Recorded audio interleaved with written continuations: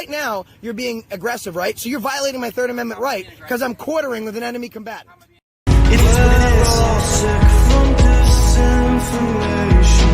We all live for twisted sensations. Kids are safe, but too well behaved to feel. Never heal with the fakes. Go make something real. If what you've always believed in was not considered treason, business will be booming, writing angel with no meaning. Take it or leave it the way you see it is the end result. Angels and demons. What's up, guys?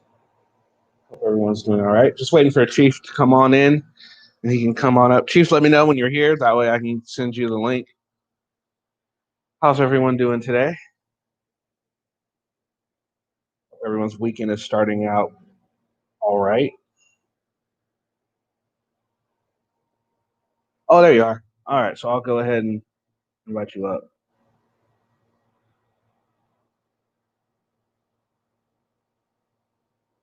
All right, there you are, Chief.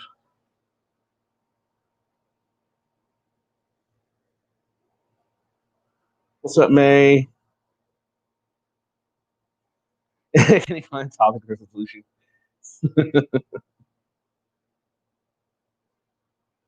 What's up, Diver?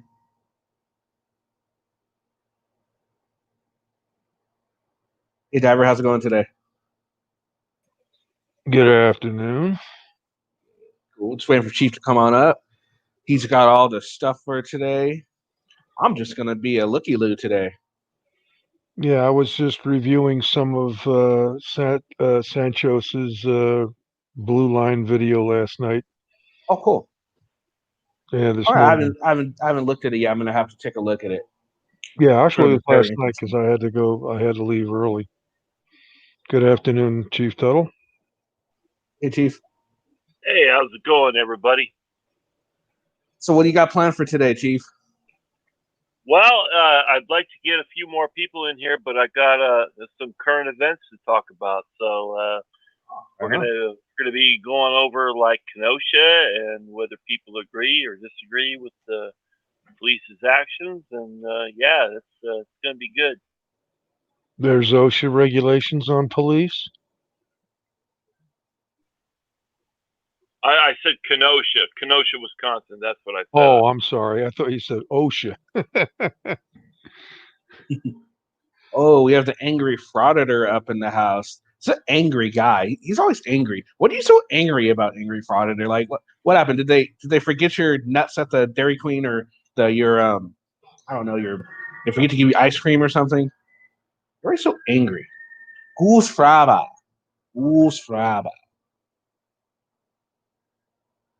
Driver posts the facts with a slant. All right, well, guys, I'm going to jump down here, and Chief Tuttle is going to take over. Chief, I wish you a good show, and I'll be posting a link for everyone. I'll post it one more time for people to start coming up. So you guys want to join Chief up? He's going to be talking about current events first, and I'm sure he's got a whole show planned for you guys. So, Chief, let you take over. Hey, thanks, Kenny. I'll tell you what, this is great. I'm hijacking Kenny's channel for the next hour or so, and we're going to be talking about all kinds of current events. So, hey, NJ Diver, I mean, it's good to have you aboard. Thank you. I was, like I said, I don't know if you heard, I was just reviewing a video that Sancho posted from last night that he had three officers from across the country in, and he let them have the panel.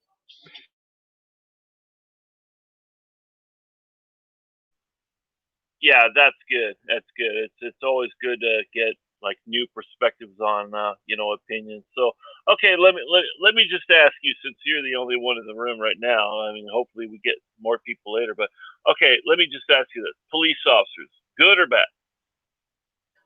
Both. Okay. What is good and what is bad? Okay, you say both. Okay, what is good? Did you have like a interaction with law enforcement that went like negative, or Like, just give me an idea what you mean by both. Well, basically, the first 19 or so years of my life, I lived with one. My father was a police officer. So I've seen both sides of this. Um, Personally, yeah, I've run in on traffic stops. I've had a few officers pull me over for what they thought was a probable cause, but turned out not to be. And The interesting part about a couple, or the one, was the placement the mechanics did of my company vehicle for the registration and insurance card. They put it in the door, the driver's door, in the step. I couldn't get at it unless I opened the door. And every time I went to open the door, the officer said, "Stay in the vehicle. Give me your license, registration, and insurance card." I handed him my license. And he says, "Well, I need the others." I said, "Well, I can't get at them unless you let me open the door." He said, "Well, I need you to stay in the vehicle." I said, "Well, then we have an impasse because the container that has the other documents in it is inaccessible without the door being open." Okay, so that was that like a local law enforcement, or was that like state law enforcement, or City, city, law, small city. okay, yeah, okay. Well, you know what? Yeah, that's a unique situation, because you know what? I mean, I'm not saying that every law enforcement contact is positive. Sometimes it's negative, and you know, it's like that's why I wanted to hijack Kenny's channel for once. I hope we get more people in here, because I want to get more opinions on this. Yeah, I well, know I've I got know another that. one for you. Okay. I years before, many years before, in a whole different area of the state, I got pulled into a checkpoint, and this was before they declared paperwork checkpoints illegal in my state. And I handed all the information. I had a different vehicle at the time, so it was a little easier to get at the stuff. It was company vehicle, and I handed them the information, and he came back to me. He says, "This is not a insurance card." And I said, "Well, yes, it is, because that's the only thing the company supplied me with." He says, "Well, I don't understand. It says self-insured." And I said, "Well, at the time, I was working for New Jersey Bell, a billion-dollar company, multi-billion-dollar company, even back then." And I'm saying to myself, is he unaware of what it says on the side of my truck? And I said, "Well, this is what they issued me. If you have a question, I can uh, give you the telephone number of my supervisor. You can call him." Yeah, I think that, yeah, the employer should have been responsible for that. But the funny thing It about that, my it my was a li- father my father was a New Jersey state trooper at the Morristown barracks. That's yeah, funny. small world, my friend, small world. I know, because you know, you and I probably grew up under the same kind of fathers. Yeah, was your father ever in the service? Yeah, my dad did a tour in World War II in the Pacific Theater with the Marines. He was on the landings of Okinawa and Peleliu. Oh, wow, I thank him for his service. Yeah, my father was a naval aviator, World War II. Oh, that's awesome. Was he Navy? Navy? Yeah, naval.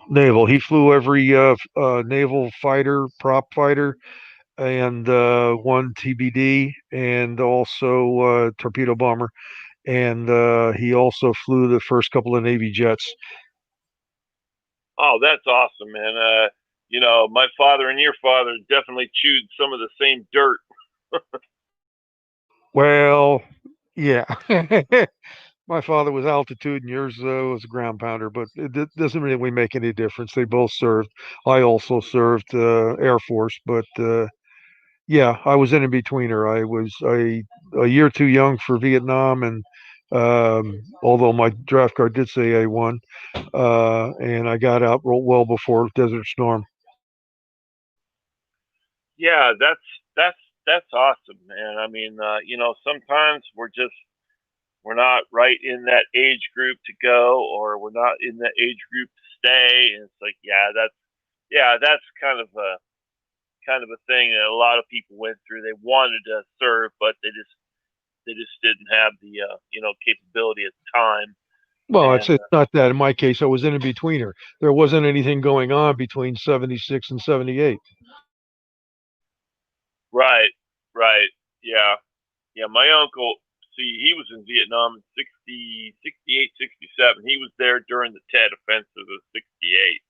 Yeah, And that's nasty. my first cousin was there in 72, 73. So, and it was very, very different. The war was very different from my uncle to my cousin. The way it was being fought and the way it was being dealt with. Yeah, after World War II, war became a little bit different because of the weapons of mass destructions. They turned into what would probably be called brush wars, basically. Um, I know that's a phrase used in science fiction, but yeah, um, guerrilla warfare became the thing to do against a greater power, if you will. I mean, hell, we used it back in the Revolutionary War. We just didn't know what it was called.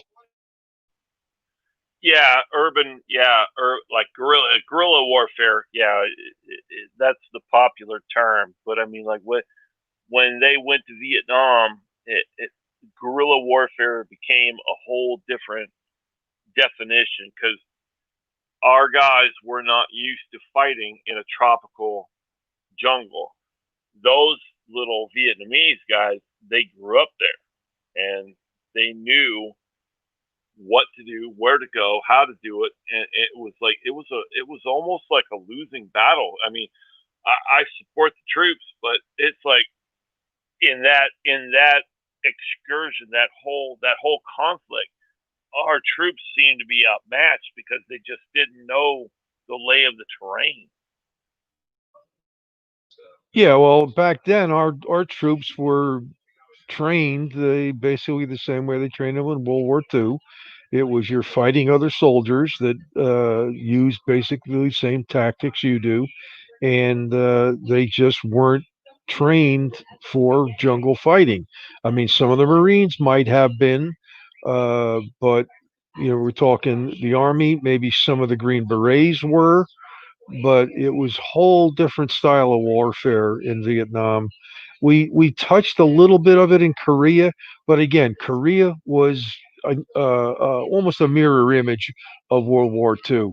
You had ground power, you had air power, uh, you had the philosophy of quantity has a quality all its own that the Chinese were using from the Russians that they'd learned it, and luckily we had the firepower to counter that. But again, a totally different, tactically different type of war. Vietnam was the first time we had ever really gotten into guerrilla warfare where it is so difficult to determine who's the enemy and who is collateral damage civilians. It's really I mean, I have no sympathy for what happened in My Lai, but it was a whole different mindset there, and I just feel that we weren't prepared for it. You know what? I absolutely agree because it seemed like the politicians wanted to make their own strategy when the generals like Westmoreland and the other generals that were underneath him, they should have been able to make the war plan. And the thing is like the difference between like my dad was in World War II, and then you mentioned Korea. Korea was the first modern war, really, if you think about it, because Korea they had helicopters. That was a new whole new thing. Helicopters coming and picking up the wounded and taking them to aid stations and MASH stations and like field hospitals. That was very very new. And when Vietnam came around, the helicopters got better. They were turbine powered instead of piston powered. and it's like an evolution. It's like every time we have another war, we have an evolution of weapons, we have an evolution of helicopters, we have an evolution of jet fighters. It's like, that's just the way it is. As time marches on, we always get better at what we're doing.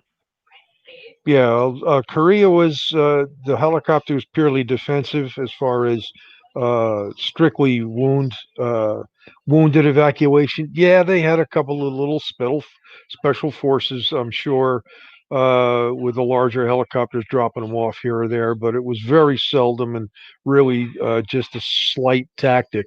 But in Vietnam, you had air cavalry. You could drop a couple of hundred units in a given area and have them almost at a battalion level uh, transported out within a few hours. But yeah, I mean, it was effective to a certain extent. But yeah, like somebody said in the chat, the Viet Cong were fighting the French long before we got there. And again, the French were just using World War II and Korean tactics against guerrilla warfare, which doesn't always work. I mean, yeah, if you carpet bomb an area, yeah, there's going to be nothing left alive in that area. But if people know it's coming and get out of the way quick enough and or have their bunkers deep enough, uh, yeah, we found out about that going after Bin Laden. Absolutely. Yeah, I agree with you. Absolutely. It's like, but if, you would agree with me that if you are indigenous to a certain area, like that's where you grew up, you are definitely going to use the details and attributes of that area to save to make your defense. Like in Vietnam, they did tunnels, very, very intricate tunnels, because when my uncle was in Vietnam in 1968, they found an intricate tunnel system in Cu Chi, which is up, it was up in Third Corps, up towards the line, the DMZ, and they found an intricate amount of tunnels underneath their own base, which was the headquarters of the 25th Infantry. So, I mean, yeah, if you live in an area and you grow up in that area, you're definitely going to use those attributes of that area to fight your enemy. Wouldn't you agree? Oh, absolutely. I mean, I'm sure those tunnels and whatnot were built before the base got there. It was just a question of uh, nobody thinks about what's below their feet too much. And when you're a soldier, you're thinking about what's laterally and what's above you, especially what's above you. Uh, that's the one thing that we didn't face in Korea or Vietnam. We didn't have the opposition bombing us. Yeah, there was some aircraft in Korea that harassed us, but we pretty much held our own in the skies over Korea. Um, once we got our jet fighters in there, the F-86s. But the thing in Vietnam, again, similar to Korea, we had air power and we used it, but it was ineffective because we did not understand the tactics that the guerrillas were using until we were well into the war. And even then, uh, we were too politically controlled. I got to agree with you there. We were too our military was too politically controlled throughout the war. Yeah, absolutely. I agree with you absolutely, because I mean, these guys went to West Point and they studied. They went to the War College and they studied conflict from the entire beginning of American history. And then the politicians, all of a sudden, they never did it in World War II. They never did it in Korea. But all of a sudden, when Vietnam came along, the politicians felt like they had to you know, just Well, dictate what troops did. And I think a lot of guys died because of that bullshit. yeah, I don't disagree there, but there was some political influence in Korea. I mean, look what happened to MacArthur. Um, he knew that from World War II that it was a mistake to hold back Patton, at least to a certain extent. And Yeah, he had the same mindset as Patton in Korea, and I don't really agree with that so much because I don't really think what Patton wanted to do was right either. But it's interesting to see the parallels between the two. Um, and yeah, Vietnam was a whole different kettle of fish, and the wars that we've had, the brush wars, and the incidents that we've had since then have mostly been political. And here and there, yeah, there were military strategic reasons for doing things, but yeah, he did. And unfortunately, what they didn't really realize was that in both those instances of Patton and MacArthur, you were looking at, yeah, another world war. Either way, either way you look at it. And plus, China may not have had atomic weapons during Korea, but their ally Russia sure as hell did. And that's one of the things I'm glad we never really risked. Um, we came so damn close during the Cuban crisis that a lot of people don't realize how close Kennedy's finger was to the button, um, or at least starting something in Cuba that we would have regretted. Okay, that's a great subject. Let's talk about that. Well, I got Do you something even think? better to Do you talk about. think? It's more, Do you more. think? I mean, like, if you're talking about Kennedy, I mean, if you ask me, I think Kennedy. I mean, I know a lot of people are going to disagree with me, but I'm going to say it anyway. I think Kennedy was one of the most dangerous presidents we've ever had because he actually believed that we could survive a nuclear attack and respond and keep society going. I really believe that he believed that, and I I Yeah, I go don't ahead, go disagree ahead. with that, but I think at the time, uh, when they talk about the missile gap, what they really were talking about was the reverse. We had more atomic weapons at the time than Russia did. We could probably have won that type of war, but if you ever saw the movie or read the book On the Beach, I really wouldn't want to have had that happen. I'm glad it didn't because radioactivity doesn't go away for quite a few generations. And I really don't think this world would be the same if we would even be here, even in the 1960s World War III. Yeah, you're absolutely right, dude. I mean, yeah, because I mean, it's like, and that's what I think our freedom has been built on the mutual understanding that if you attack us, we're going to attack you. And everybody's got so many, nuclear weapons that, we could kill ourselves 15 times over. In the old days, it was like one bomb, one cartridge, one bomb. Now it's like one ballistic missile can fire 15 little tiny ballistic missiles and eradicate an entire region of the planet. And Yeah, it's it's like, called oh, MIRV, multiple independent reentry vehicle. exactly, exactly. Yeah, and I was like, wow. Well, you know what? Hopefully, you don't go that far because that would be really, really Yeah, bad. and we've also graduated into thermonuclear, which the hydrogen bomb, which is a whole different story when you compare. Like, if you want to make a comparison, the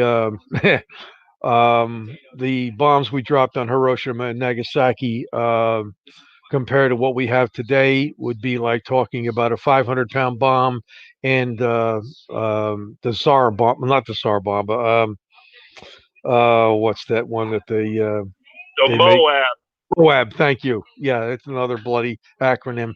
Um, I was in the service and I worked for a company that was worse than the service for acronyms. I should have remembered it. Yeah, but the Moab, the mother of all wide area bombs or whatever. Yeah, hydrogen and atomic are two totally different things, and people got to realize that what they had back in the 50s and 60s was no comparison to what we have today. I mean, one MERV could take out the New York, Connecticut, New Jersey metro area, one bomb, instead of just one city, as they were doing back in World War II. Yeah, absolutely. And the thing is, but you would agree with me that the evolution of weapons, they have really perfected the people who design these weapons. They've really perfected their craft.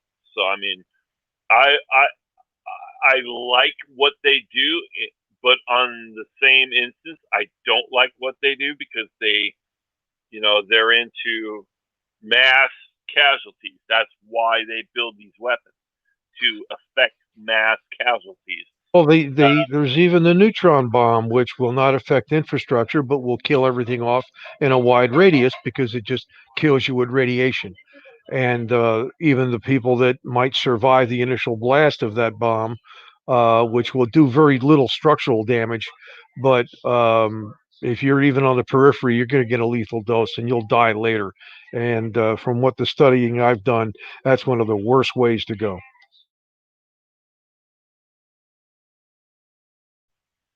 Yeah, Yeah, I agree. I agree because I mean, the thing is just because we have in our possession a weapon that can do horrible things, we should not use that weapon. I mean, I know we have it. I know it's a possibility.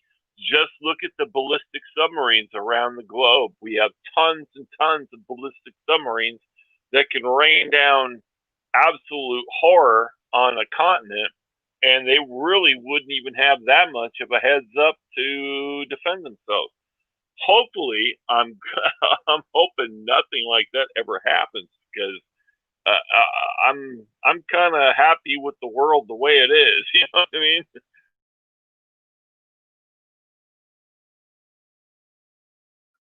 yeah, it's gotten to a point where assured destruction is the only thing keeping people's fingers off of buttons. And the wild card that we have to worry about is places like Iran and North Korea. Now, North Korea already has it, but I hope that their lower echelon of military realizes that their country will be glass if they launch. And they don't have the capability of knocking out everything else like we do and like Russia does, like maybe China does.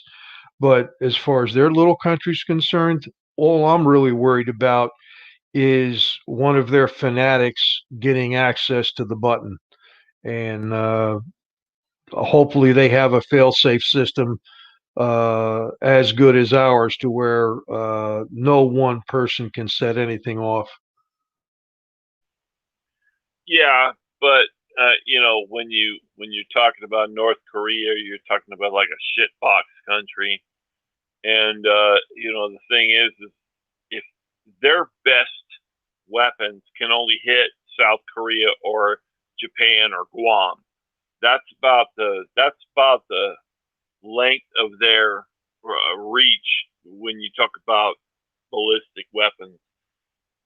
And the funny thing is that North Korea, they don't have the kind of weapons that fly very fast. They have very old design ballistic missile platforms that don't fly very fast.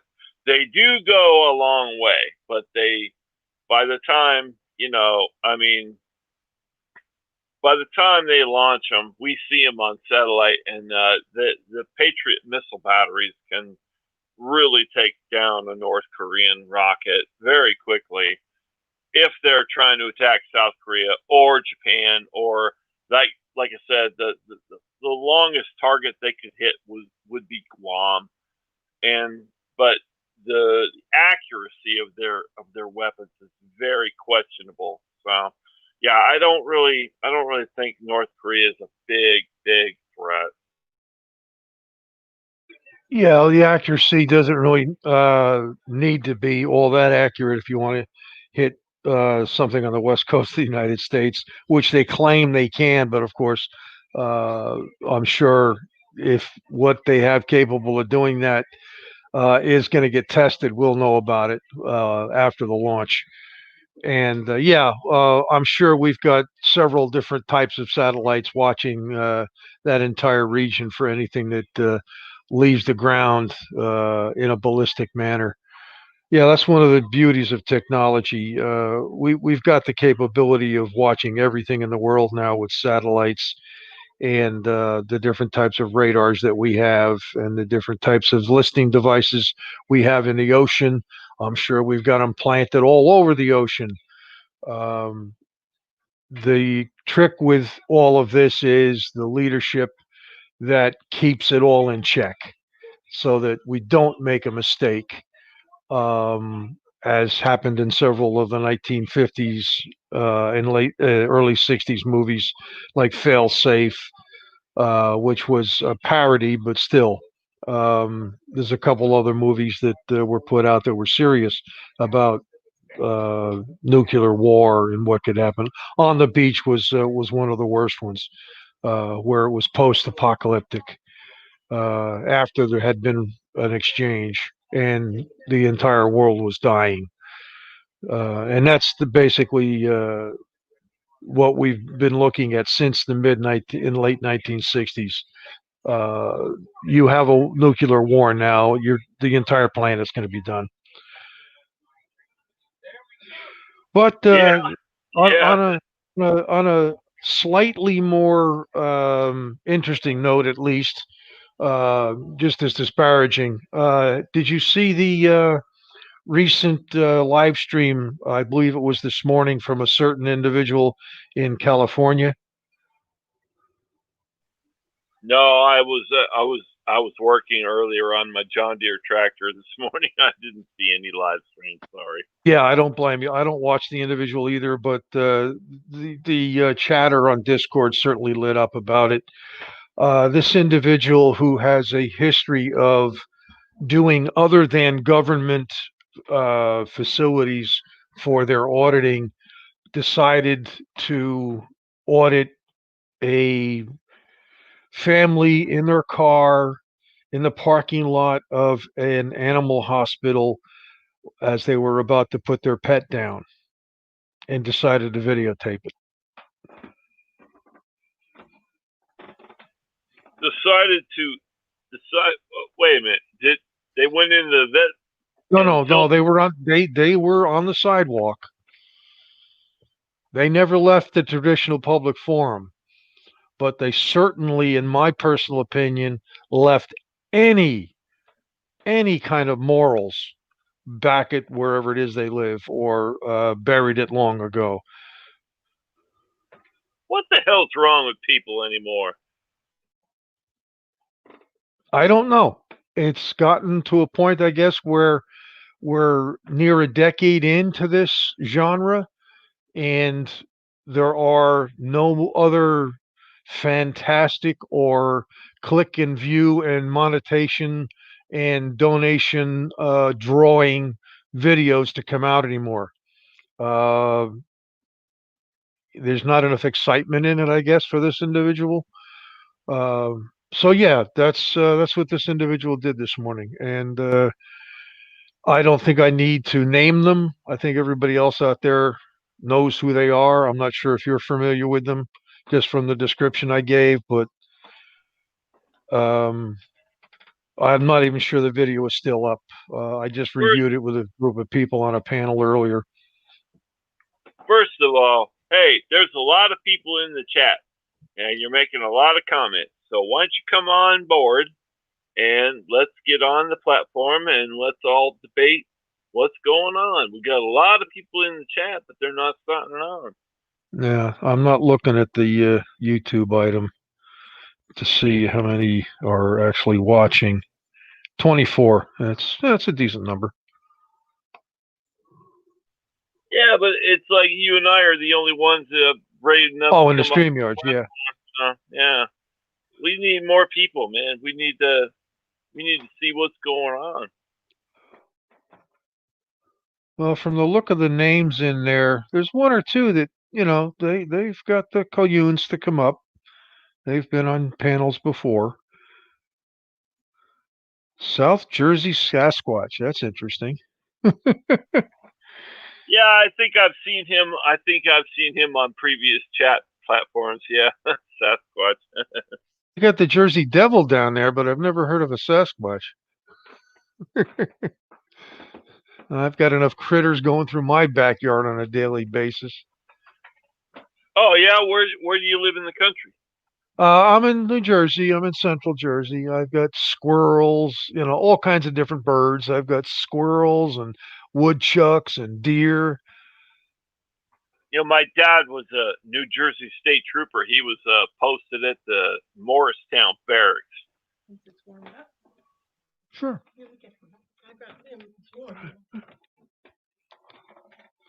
Yeah, that was my wife. Dinner's coming on.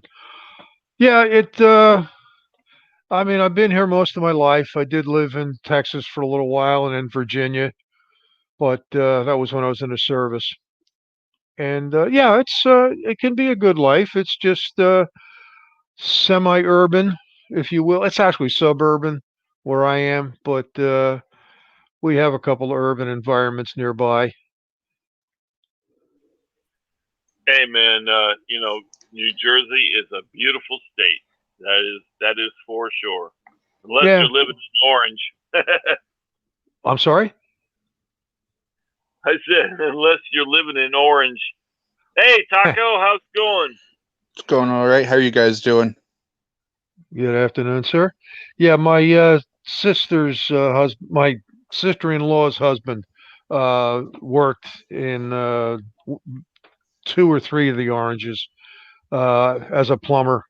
He had a contract with one of the municipalities in that area to where he did all their maintenance for him. Yeah, that's always good, man. So, Taco, what brings you in? Nothing much. You guys were asking for more people up here, so I thought I'd come up and say hi and everything. So, Hey Taco, okay, I'm kind of hijacking Kenny's channel. So, okay, the first question for you is: police officers, good or bad? good. Okay, that was pretty quick. I mean, is there any reason that they're good? Did they help you out at some time, or? I used to work pretty closely with them. I was a TSA officer for 10 years. So I got to work alongside them, during that time. And so I got to know them quite well. And, even when I would get a ticket and something, the interaction was pretty good. And I was always taught, to respect authority and everything like that. And police are authority. So I look at them as a good necessity. Yeah, there's a few bad ones out there, and accidents happen and some tragedies happen, but in general, police are good. Well, I'll tell you what, Taco. Thanks for your service in the TSA, man. That is not an easy job, because I know that like 99% of the assholes coming through your line give you shit, don't they? We were the redheaded stepchildren of the federal government. Oh, yeah, and I don't want to tell you, you guys hate me. I've got that third bag that you guys hate to have to play with. I've got CPAP. Oh, that's nothing. It That's was to the nothing. last guy that had to deal with it. He didn't know what to do. Well, he must have been a rookie. He was. Yeah. I had to put it together for him just to show him how it worked. Well, that guy was a moron. No, just uneducated. That's all. But yeah. I mean, we celebrated the 1 year when Hurricane Katrina happened, and FEMA was selected as the worst federal agency instead of us. Except for police, you guys are. Yeah, except for police, you guys are the ones that are out there in front that everybody sees, that anybody that goes through air travel now has to deal with. And that's what puts you on, let's say, the front line, if you will, of exposure to the quote unquote public. And one of the things I learned from my father, who was a police officer for 26 years, from a patrolman to a lieutenant, is that never underestimate the stupidity of John Q. Public. Yep. I've seen it all. I've even had a pastor, or I think it would be a priest. Yeah, it was a priest. Swear, curse me up and down on Christmas Day. Well, like I was saying earlier when I got asked the question about good or bad, the reason I said both is because everyone dealing with the public are human beings as well. You're not Yeah, automatons, you're not robots without emotions. And although you are expected to keep your emotions in check, you're just as human as the person that's accosting you. And unfortunately, like I said, there are idiots out there that don't know, don't care that they don't know, and they want it their way no matter what. right. I mean, I've had, completely lots of great, awesome interactions, and I've gotten physically assaulted. So, Yeah, well, you when you know, came out with the body scanners, I stopped flying. you know, and there's been Okay, different. okay. Hold on. All right. Law enforcement. Okay. Good, bad, or indifferent. Okay. Taco is ex TSA guy. He knows he's a federal guy. He knows, how to search people who are about to Yes. go on an airplane, and then okay, like NG Diver. Okay, you're on the other side of the thing. Okay, let's get down to the nitty gritty. Okay, like talk about Kenosha. Okay, are the police doing a good job or are they doing a bad job? NJ Diver, what do you think? I've seen both videos from Kenosha, and I saw a still that I can't say whether or not it was real or doctored, but the still showed that the individual may have had a blade in his hand, um, some sort of folding knife. And like I say, you can manufacture anything now with computer generated images. So I won't say that that was real, but the report came back that yes, there was a knife on the floorboard. Um, in the back like that, I'm not so sure. Uh, I can't really say because I wasn't there. And like I said, emotions in those type of situations. And one of the things that I don't care for is that the media is not showing that second video. Okay. Yeah.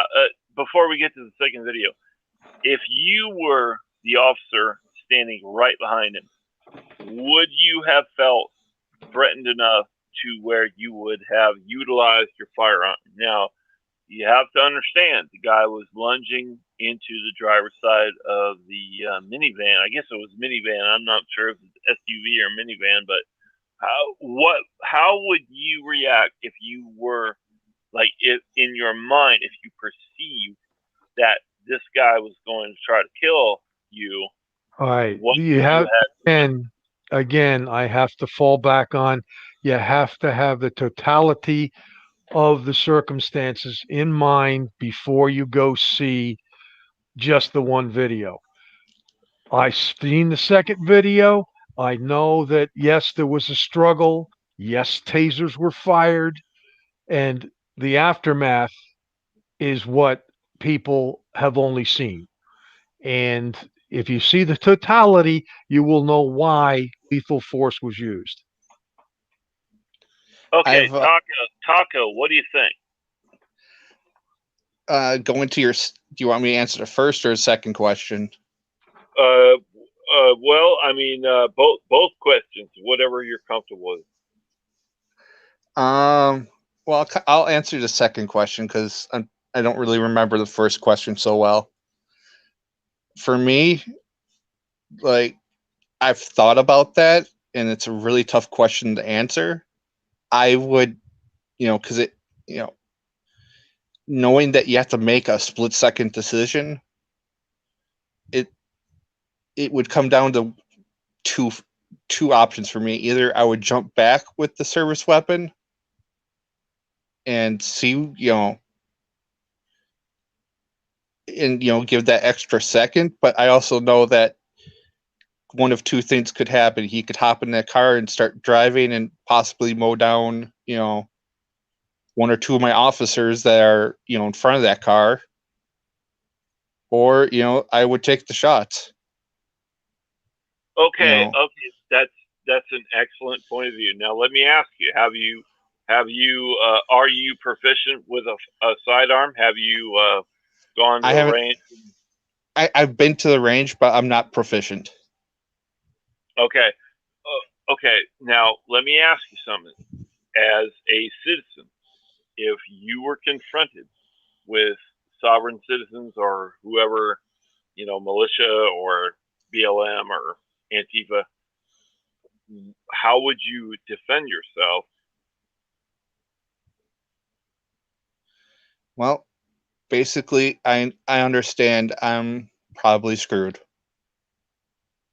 Well, you're not necessarily screwed, but I mean, there's the thing is when I would approach it as peacefully as possible. I go about it. It's partly due to my religious teachings. I'm not one to take arms against a fellow man. That's actually part of the reason why I'm not a police officer. Is I don't want to put myself in that position where I would have to take a life. And so, I would, if, I would try and resolve it, try and de-escalate or whatever, and, back out of the situation in any way possible. And unfortunately, if it comes down to it, I would try and defend myself. But, if they have a weapon and I don't, I understand I'm probably in deep trouble. Okay. Okay. Yeah, I understand where you're coming from. Totally. I understand where you come from. Okay, but I'm going to give you a little bit of a scenario. Okay, you and your partner show up to a call. Somebody pulls a weapon on you and your partner. Okay, so now I'm a cop. Do you want to be? I mean, I'm just saying it does. You don't even need to be a cop. I mean, okay. You have to be. I mean, okay. Look, if like you and your buddy are going out on the town, you have a couple of beers, you're having fun, blah blah blah. Somebody comes up and puts a gun in your face. You and your buddy have firearms. Do you fight back, or do you capitulate to the armed robber's demands? Capitulate to the armed robber's demands and hand over a wallet. Well, it might not even be a wallet. I mean, he might want your smartphone. He might want, I mean, there's a lot of things that people try to hold people up for. Right. But I mean, would you be okay? I guess I'm kind of getting at, like, would you be willing to defend yourself with a firearm if somebody confronted you with that kind of scenario? If I had the firearm and I felt my life was in immediate danger, I guess I probably would. Okay, now we're getting somewhere. Now, when you look at the police officers who are doing their jobs in certain situations where there are protesters, there are demonstrators, there are BLM like rioters and that kind of stuff, when they fire their weapons in the same instance, wouldn't you agree that they're doing the right thing? Oh yeah. I have no problem saying that they're doing the right thing.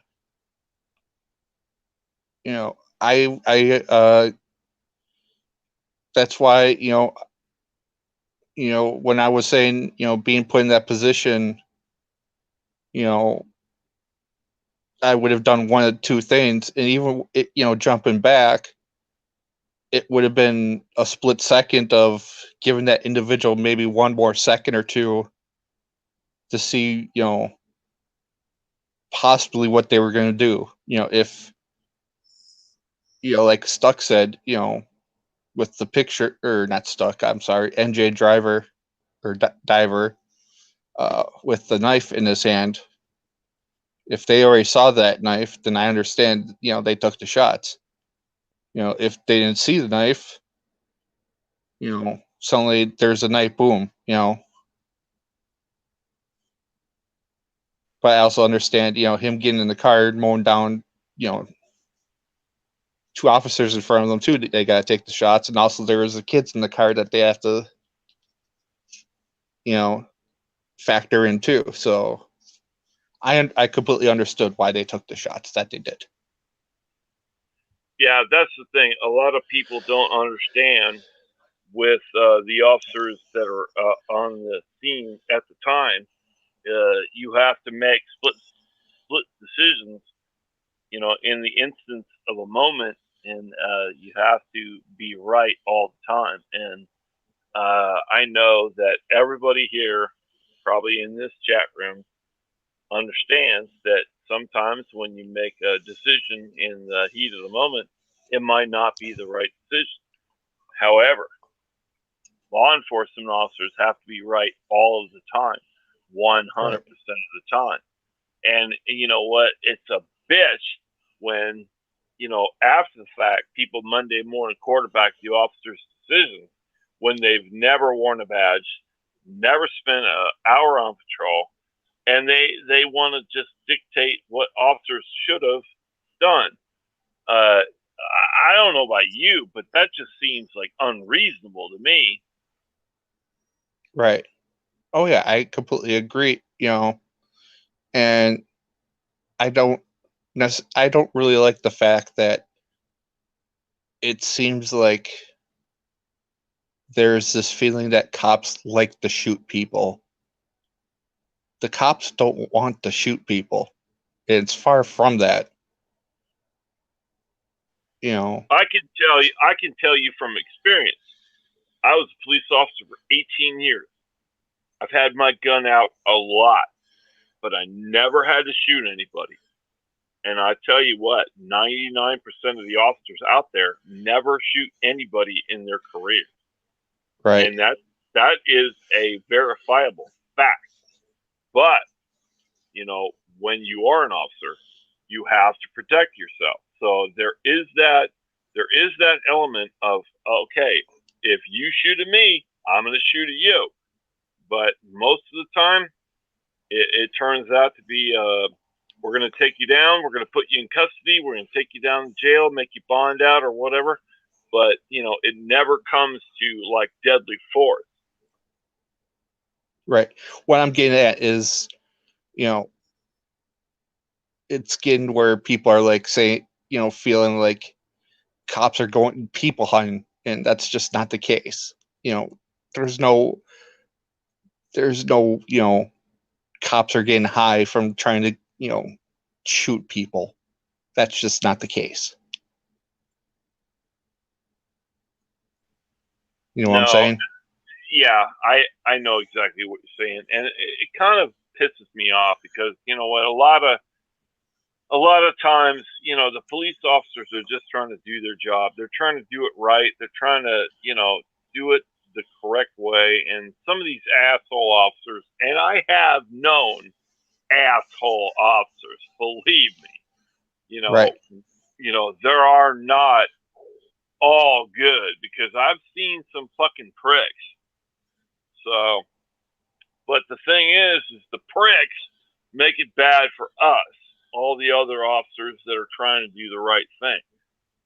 And that just pisses us off because we can't stop that. If you're going to be an asshole officer, you're going to be an asshole officer. You're going to fucking violate people's civil rights. You're going to goddamn violate their, right to remain silent. You're going to violate their goddamn right to, make their own defense. But it's like, ugh. And then we get sued. And then the whole department looks like assholes because this one fucking motherfucker stepped over his bounds and made us all look like dicks. And I'll tell you what, it pisses us off when that happens. And that's the truth. Oh, completely. It was the same with TSA. Every time, one little thing would happen, it was all over the news and it made us all look awful. We had one in Milwaukee where there was an officer that stole some money and the news found out about it, rightly so. And it made us all look awful and we absolutely hated it. None of the, no one else was involved, but it still made us all look like complete crap. And yeah, I'll tell you what, those... like I said, hey, thank you for your service, because I'll tell you what, TSA, that's a hard job, man. Dealing with smart ass people like 24 hours a day. Yeah, you have your fun. For the most part, I liked meeting all the different people, and every day was different. What airport did you work at? Milwaukee. Oh, wow. Yeah, that's a pretty big one. It was Category 1, so it's a step down from the bigger airports. Yeah. Hey, man, let's get more people in the chat room. Come on. We only got 3 people in here. Chief Tuttle's taking over Kenny Klein, Stevie.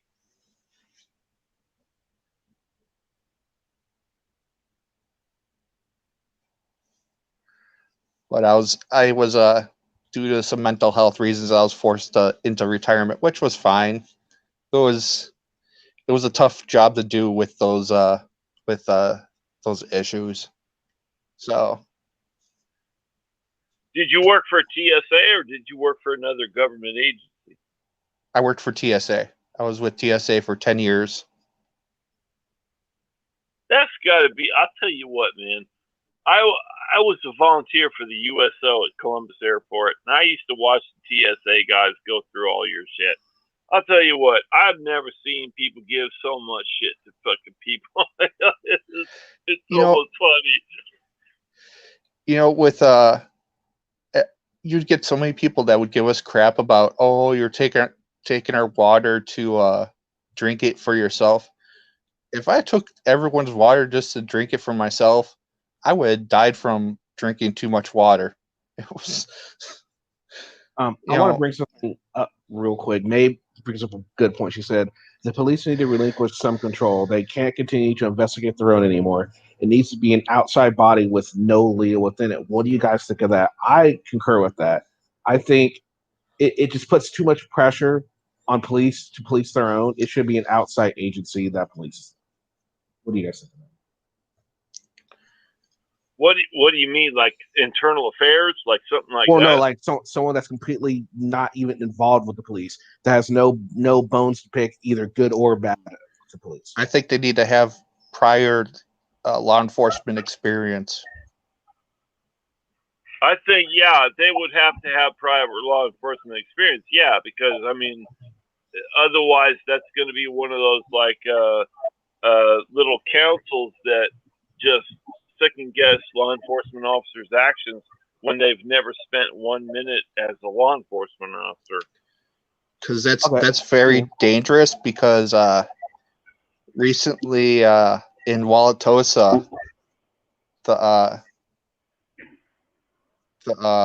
like city council kind of has that power, and they just let go of an officer who was involved in a shooting in like February, but they didn't let him go till May because of some rioting because of it. And the shooting was completely like investigated and justifiable, and they still got rid of it because of the rioting.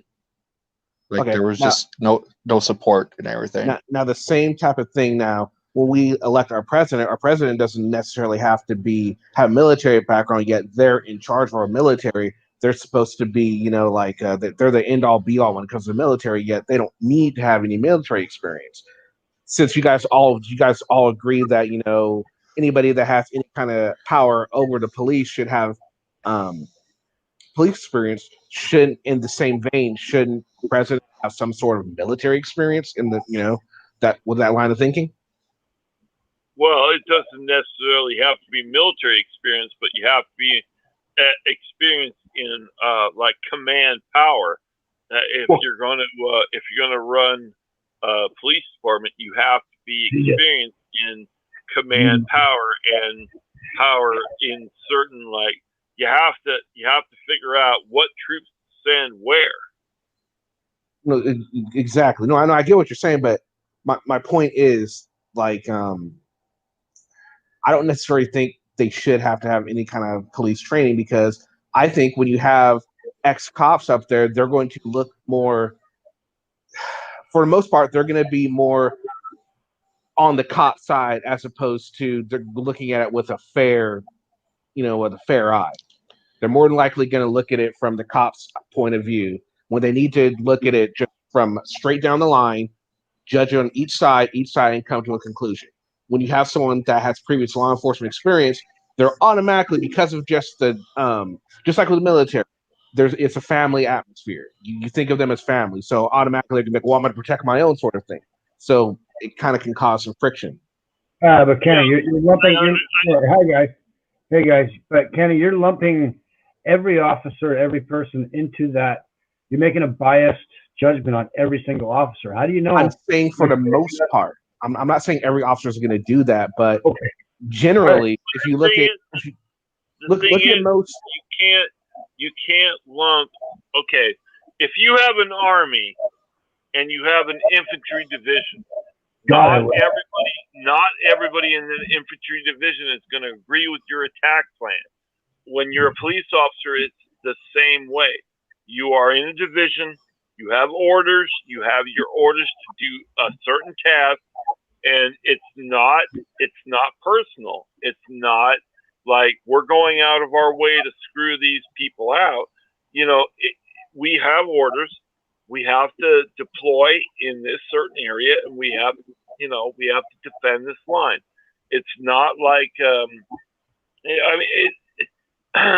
I know it seems crazy, but police officers are like army soldiers. They have to follow orders, and when they're given their orders, they have to do it the way they're told.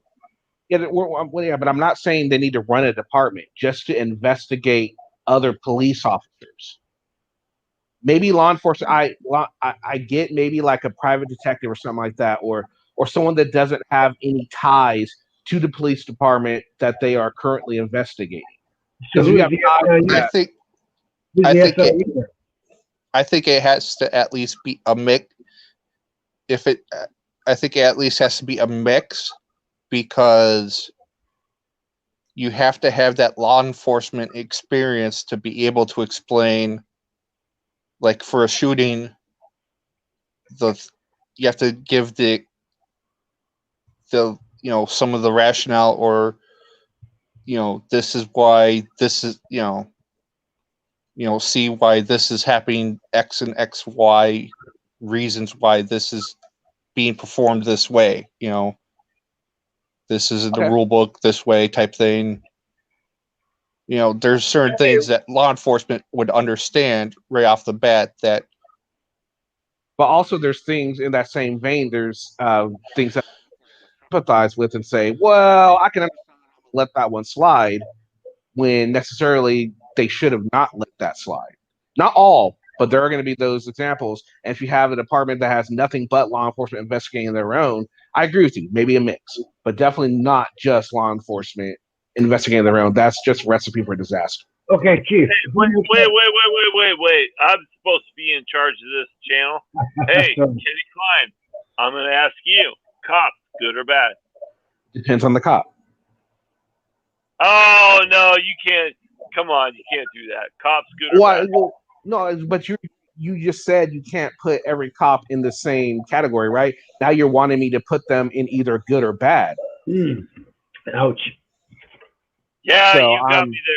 Yeah, you got so me there. therefore, it depends on each cop. Burn. But I mean, okay, it seems like, around the country, it's like a very anti-cop wave. So, okay, the whole panel, what do you think? All right, let me see. Taco, cops good or bad? You already asked me that. Well, answer it again. I said the far majority good. Stuck, what do you think? I think, for the most part, damn good. Well, I think that's too. Joe Kaiser, he's here. Joe Kaiser, yeah, what do you think? Oh, in general, just generalizing cops, period. I mean, they're good. Yeah, I think that's pretty good because you know what. But I also understand that there are people around the country that think the cops have a negative effect, which is, that's all right. We all have to be, receptive to both sides, right? Right. I got a question for you, Chief, because I don't know this answer. Who makes up the SIU? Are they all directly tied to the law enforcement, or are they a somewhat independent body? The Special Investigation Unit? Yes. Yeah, they are a part of the Internal Affairs Division that is, okay, there's like a entry-level Internal Affairs Division, and then there's the, I guess you would call them the next level up. You would probably call them sergeants, but in the Internal Affairs Division, they call them detective second grade. Okay, so they are actual law enforcement themselves. No, they are law enforcement officers, but their whole genre is investigating already commissioned officers that have Okay, because we were just talking about this. possibly done something wrong, or they're investigating something on an officer that has possibly done something wrong. Yeah, that's the SIU. Yeah. Okay, thank you. I just wanted to make sure I'm clear in my head, because like we're talking about having an independent, non-law enforcement body overseeing some of it as well. Well, it's not overseeing them; it's just investigating any wrongdoing by a law enforcement. Or investigating, yeah, okay, or investigating. But I mean, I think that's a necessary thing. Now, another thing, look at it this way: when you have a jurist, juries don't necessarily have to have any kind of experience in law enforcement, yet they're determining if someone's guilty or not guilty based off of evidence. Why couldn't they have a sort of panel kind of like that of people, experts that come in and testify and say, hey, this is why this happened, and then an independent panel decides the fate of the cop? What would be wrong with that? It's not a bad idea. Run it just like a jury. I mean, a trial. Have your experts come in and say, hey, this is why this officer did A, B, and C, and this is why D and this is why E happened, or whatever. I honestly think that would be a great idea. They do. Some cities and towns do. It's called a civilian oversight board. Yeah. I honestly think that should be done citywide, just to get rid of some of the. That way, it also makes it, like May said, it takes the pressure off the cops. That way, people don't come in and say, "Well, you're only taking care of your own." They don't get accused of that type of crap anymore. It's just like, okay, look, it wasn't us. The review board said that no wrongdoing done on there, so I think that's dangerous, because with the anti-cop rhetoric that's out there right now, you get cities like Portland and Seattle that are bowing to the pressure of the protests and everything, and a lot of the investigations are just going, okay, rubber stamping the investigations as, fire or discipline, and you have cops, getting in trouble for stuff that didn't happen or stuff that they shouldn't have, been reprimanded for. But you have that with just the criminal justice system in general. It's unavoidable. There's going to be what about the times where you have police oversight that people are going to get in trouble? Civilians are going to get in trouble for things that the cops said that they did that they didn't do. It runs both ways. You know what I mean? Yeah. I just disagree with it. Okay, well, no, it's your opinion, and that's fine. I can see it both ways, honestly. Welcome back, Chief. Sorry, I lost my audio. Yeah, there was a court case recently where I believe it was a police union took an oversight board's authority to subpoena to court and won. The judge took it away from the oversight committee's power to subpoena someone. Kenny, you should look at Wauwatosa, Wisconsin. For recently, there was a cop. I can't remember his name or anything, but they actually went back. He had a semi-recent shooting, but then they also went back like 4 or 5 years to another shooting that was found completely justified,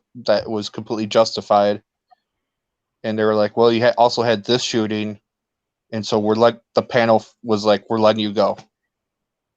Oh yeah, like I said, it goes.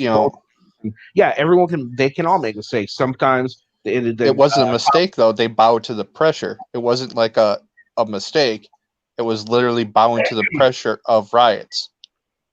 Hey, Ken, am I still in charge of the channel? Yeah. Put your foot down, okay. Chief. All right. Kenosha, Wisconsin.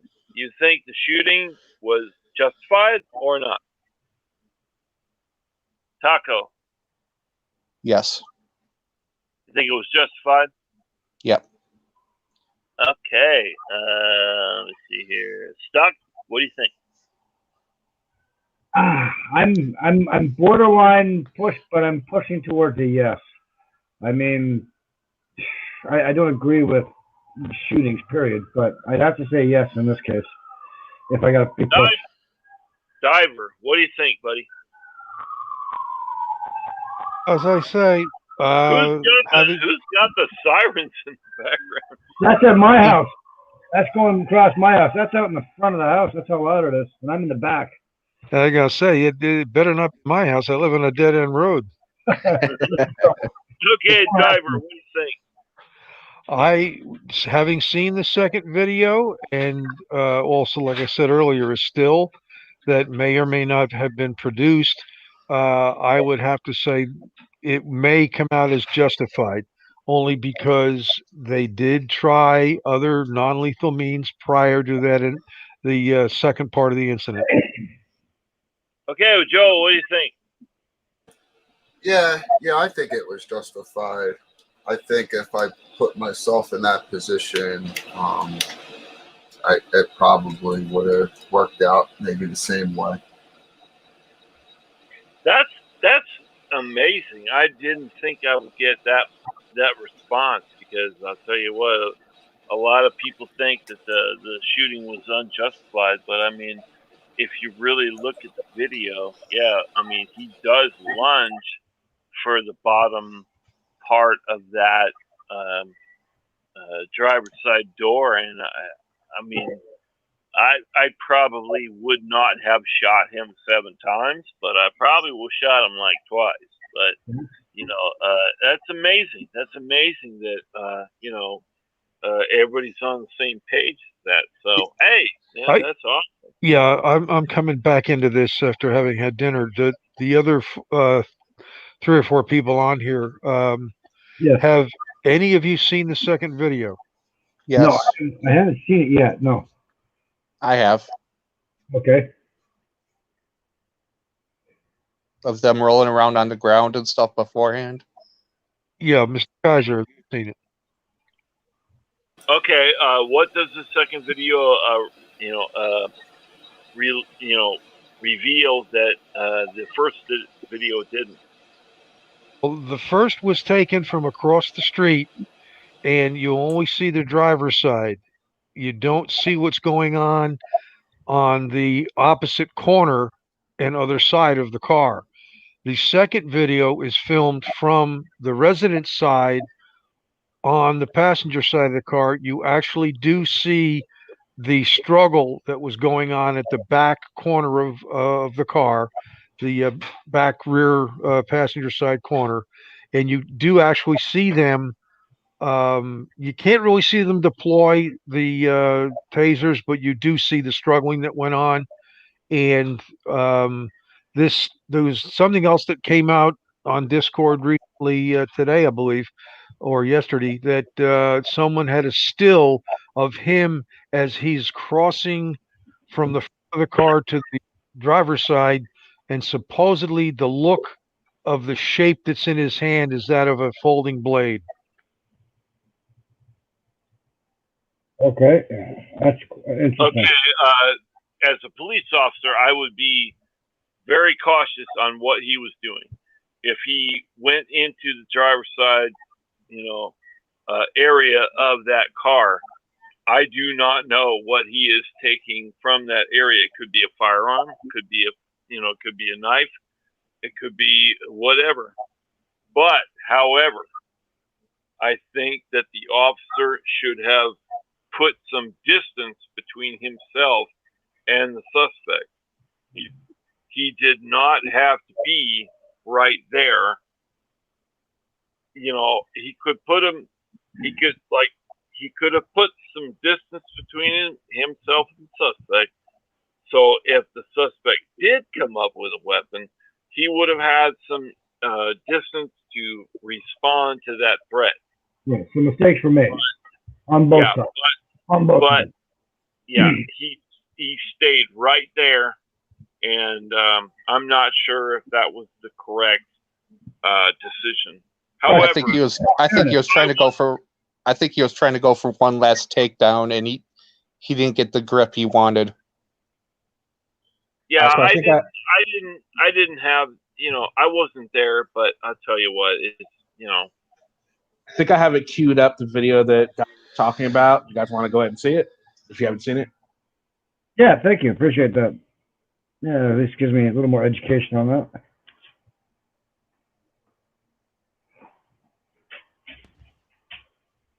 Nope. Is that it? Nope. That's driver's side. Okay.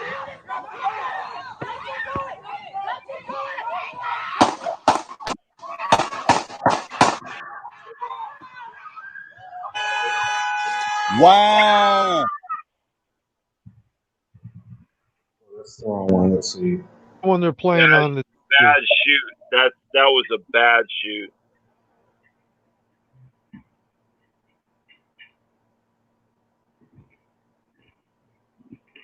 Jeez. Is this it? The second one? That's really good. I'm not gonna play all that.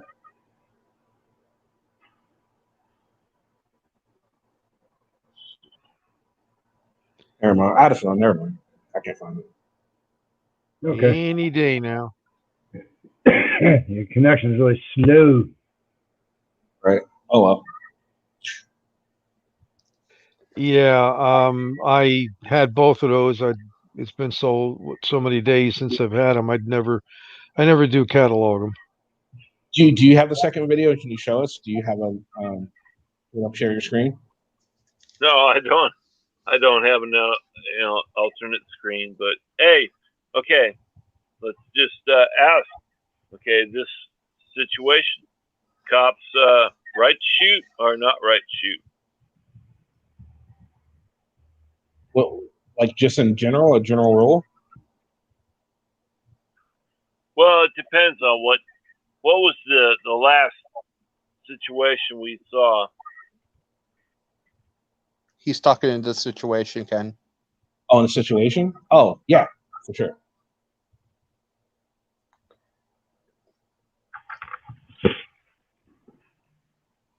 I wish he would have, instead of going for the shirt around the driver's side door, he would have taken a step back. But Okay, I got another stupid question, Chief, and anybody here that are all officers in the states now issued a taser to begin with?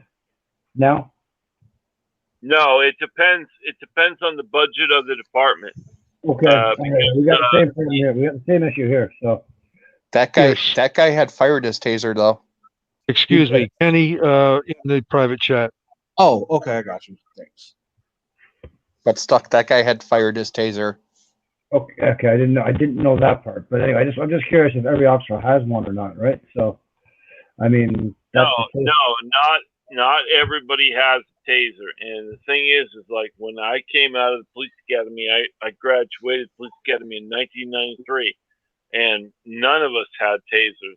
However, there were some. What? Go ahead. 20 years later, we should have, every officer should be issued one.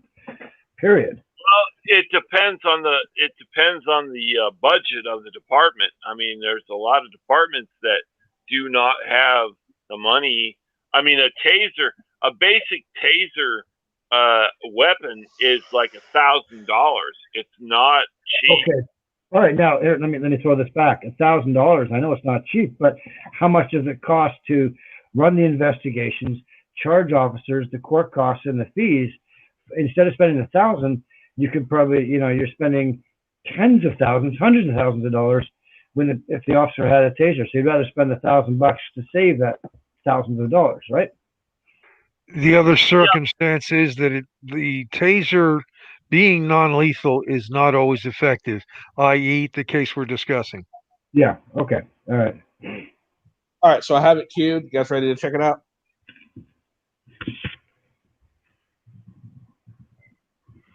I'll take the silence. The thing is, if you have a taser and you utilize the taser, you have to have a certain conditions. You have to have certain conditions to utilize the taser. The suspect was uncooperative. They were unresponsive. We had to take them down, with the taser. Now, the taser is only a tool, but, the taser doesn't last but 5 seconds. If you get blasted by a taser, it's only 5 seconds. And then if you come up fighting after that, the officers have to take you down just like they would any other officer or any other suspect, and the thing is there's no taser that's going to take down a 325-pound guy who's been working in the goddamn cornfields for the last 10 years. It's going to be a problem. It's not going to be just, I tase this guy and he goes down and there's that's the end of the fight. That's not always how it happens. So I got to tell you, it's not that foolproof. They try to sell it that way, but again, it's the totality of the circumstances. If this person's on meth, if this person's on a barbiturate, they may just floss off that taser as if it was nothing because they're high on something. Their metabolism can take that shock and just brush it off. They're going to be hurting later, but that's what drugs do for you. The other side of it is the tasers that are out on the market now are usually two uses. One, you can shoot somebody within so many feet if you're accurate enough and the prongs make this flesh and embed themselves properly. Yes, it can be effective. And if I'm not mistaken, most tasers can fire more than one time once those prongs are embedded. So yeah, you can keep that person down, but it's still limited. You may only have 1, 2, maybe 3 shots, and then you're depleted the weapon. And most of these tasers are dual use. Yeah, you can hold it up against somebody and use it rather than shooting them with the prongs. The thing is, they're still limited, in what they're capable of, how you can use them against someone who's got more than summer clothing on. You may not get through whatever they're wearing to their body to be effective. You also, with the prongs, one may not make it. You need two to have it be effective. Absolutely. Yeah, All right, so I have absolutely. the second Kenosha Hold on. video. Go ahead, Kenny. I was going to say I have the second Kenosha video loaded, so we could go ahead and check it out. In case for anyone who hasn't seen it, I'll go ahead and play it. Oh,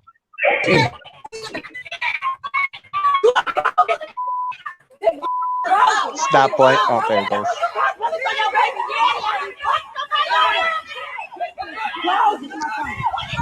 Mom, get back! Mom! Mom! Mom! You have to get back!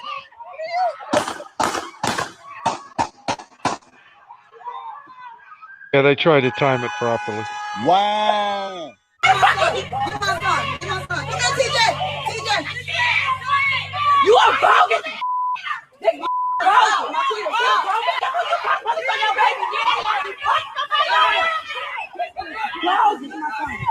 This is the point where I would use a lot of pepper spray.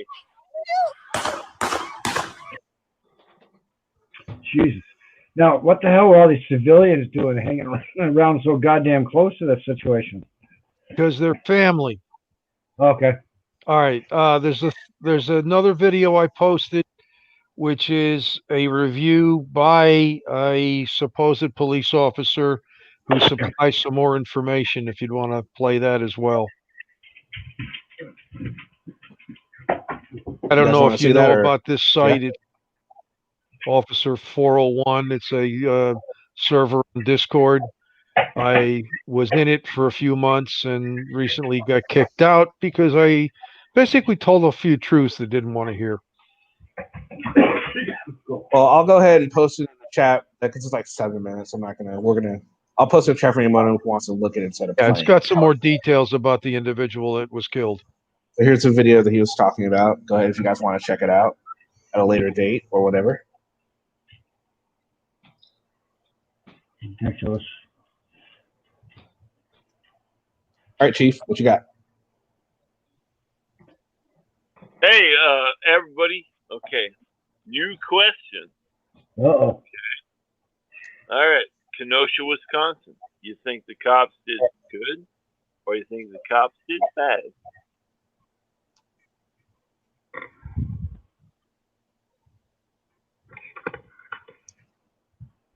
I think the Kid did better, but I wouldn't necessarily say they did bad. I wouldn't necessarily say they did good either. I think they did all right. Okay.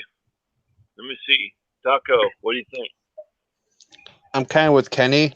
I thought, the way it turned out, they did good.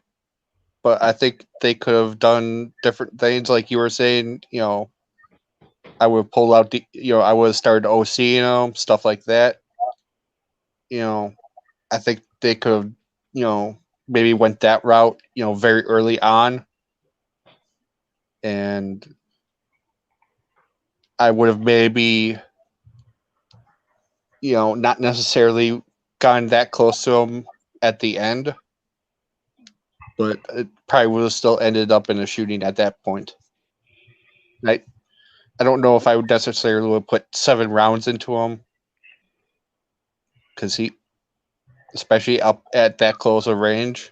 But I'm not the officers at that point. You got the adrenaline going through you and all that stuff. So for the most part, good. Okay. This is just a general question of all the panel members. If you were the officer, would you have shot? What do you think? Not 7 times. Okay, Kenny, not 7 times. Okay. Taco. Yes, I would have shot, but not 7 times. Okay, Stuck. I probably wouldn't have shot 7 times, but I don't know. I couldn't I'm going to be honest. I've never been in a situation like that, so don't know how I would react outside of any possible training that I may have. I mean, it's anybody's guess. I could have shot him 20 times, you know? All right. Who's next? Okay. What do you think? Joe? Yeah, I would have shot. And I mean, I don't know. Like, this is a professionally trained police officer, and we're saying no, I wouldn't have shot 7 times. But again, if I put myself in his shoes, there's a reason why he did. But, right? I don't know.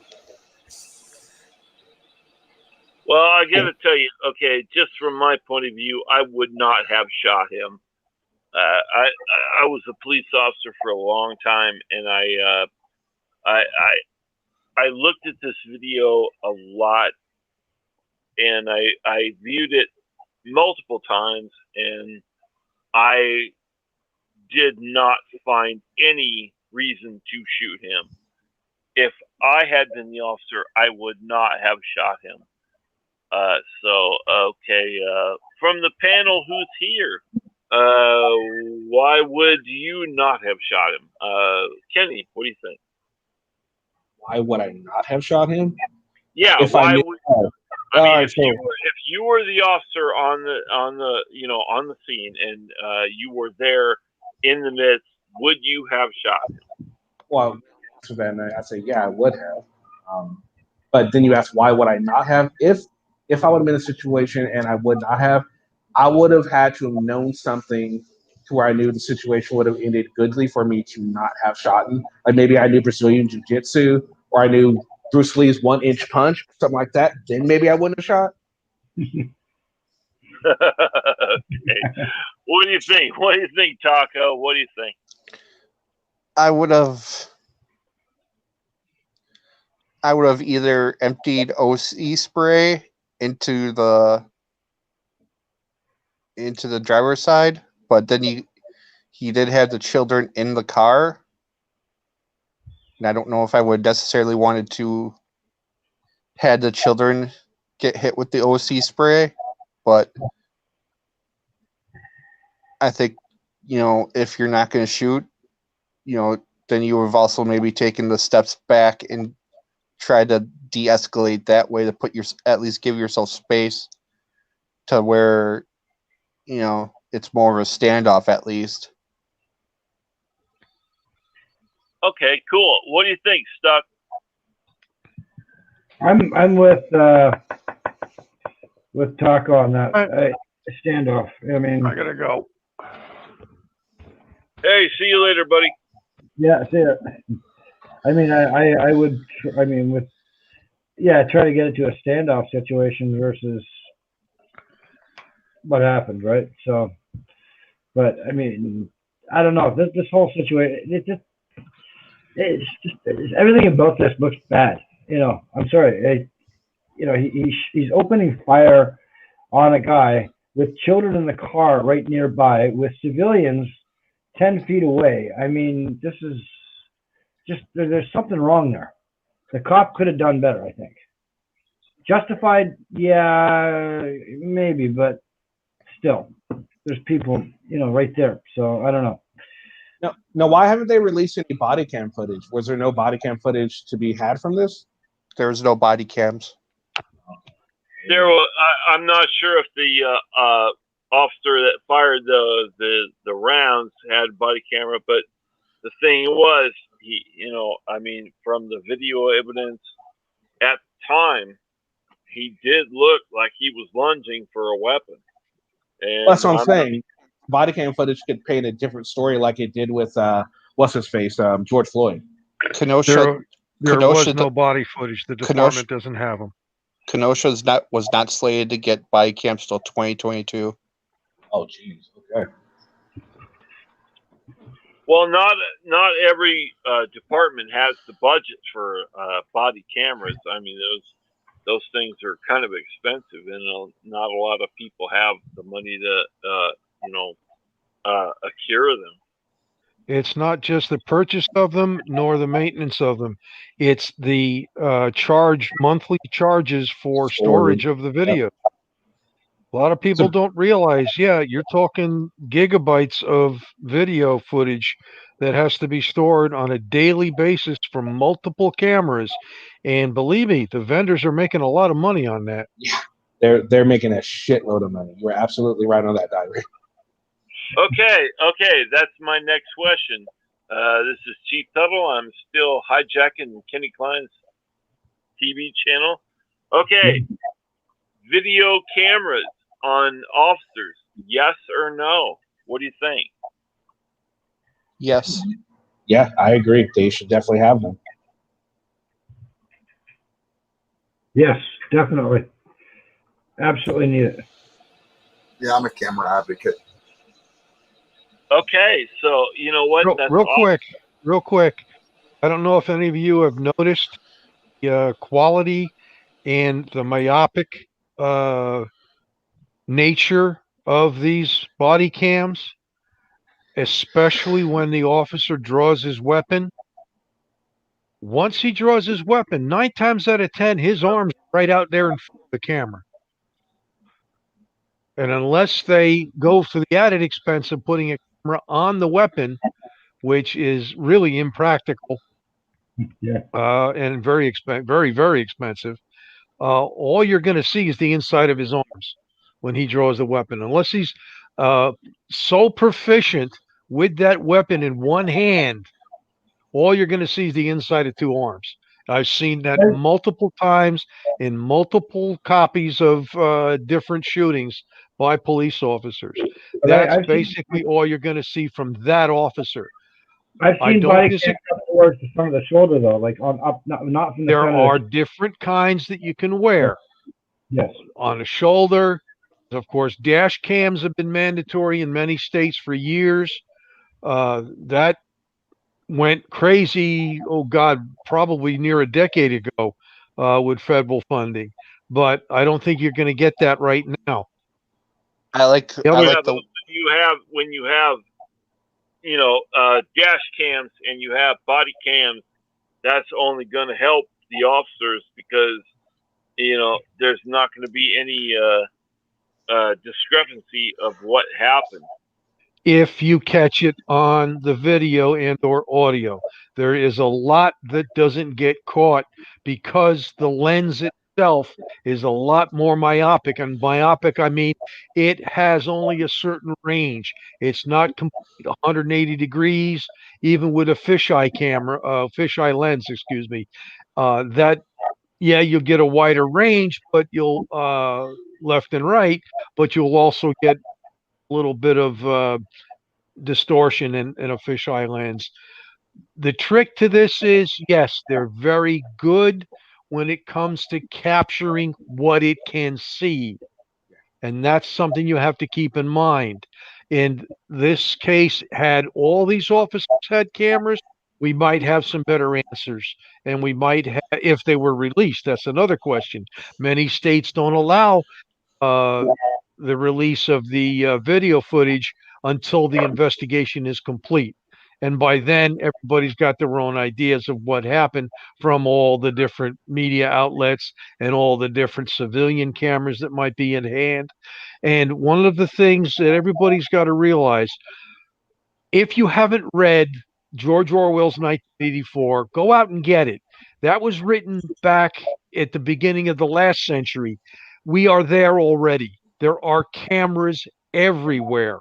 Yep. Not to a extent that you'd think, but in all the cities now, there are security cameras on almost every establishment as far as commercial goes. In an industrial area, if the company's valuable enough and has the smarts, there's video cameras everywhere there.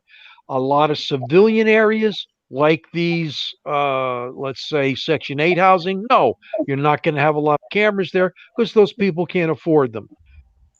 Okay, and the state's not going to put them up. Can I say something? Hold on. Okay. After 9/11, there's got to be some kind of accountability on who can go where and when. You know, I mean, there's a lot of stuff that's happened, you know, after 9/11 that, you can't just go into a government agency or a government building or a government facility and just, you know, do your First Amendment crap.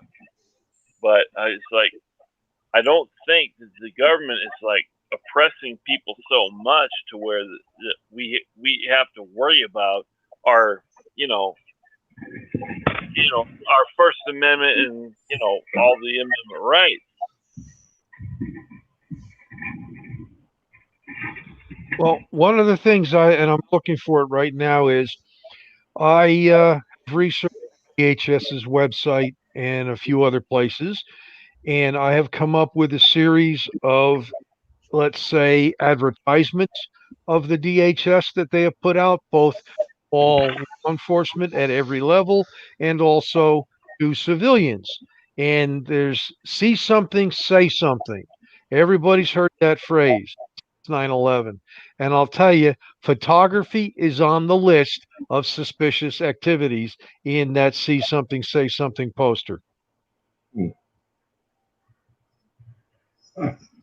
Yep. And why are photographers on that list? Why are photographers that high up on the list? Well, they're not exactly high up, but they're there. I'm trying to find the document. I was just working on it last week. It's a list of all the here it is, DHS publications.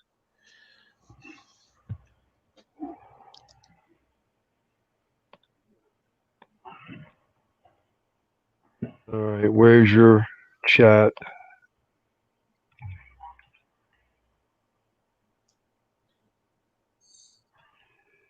There's one.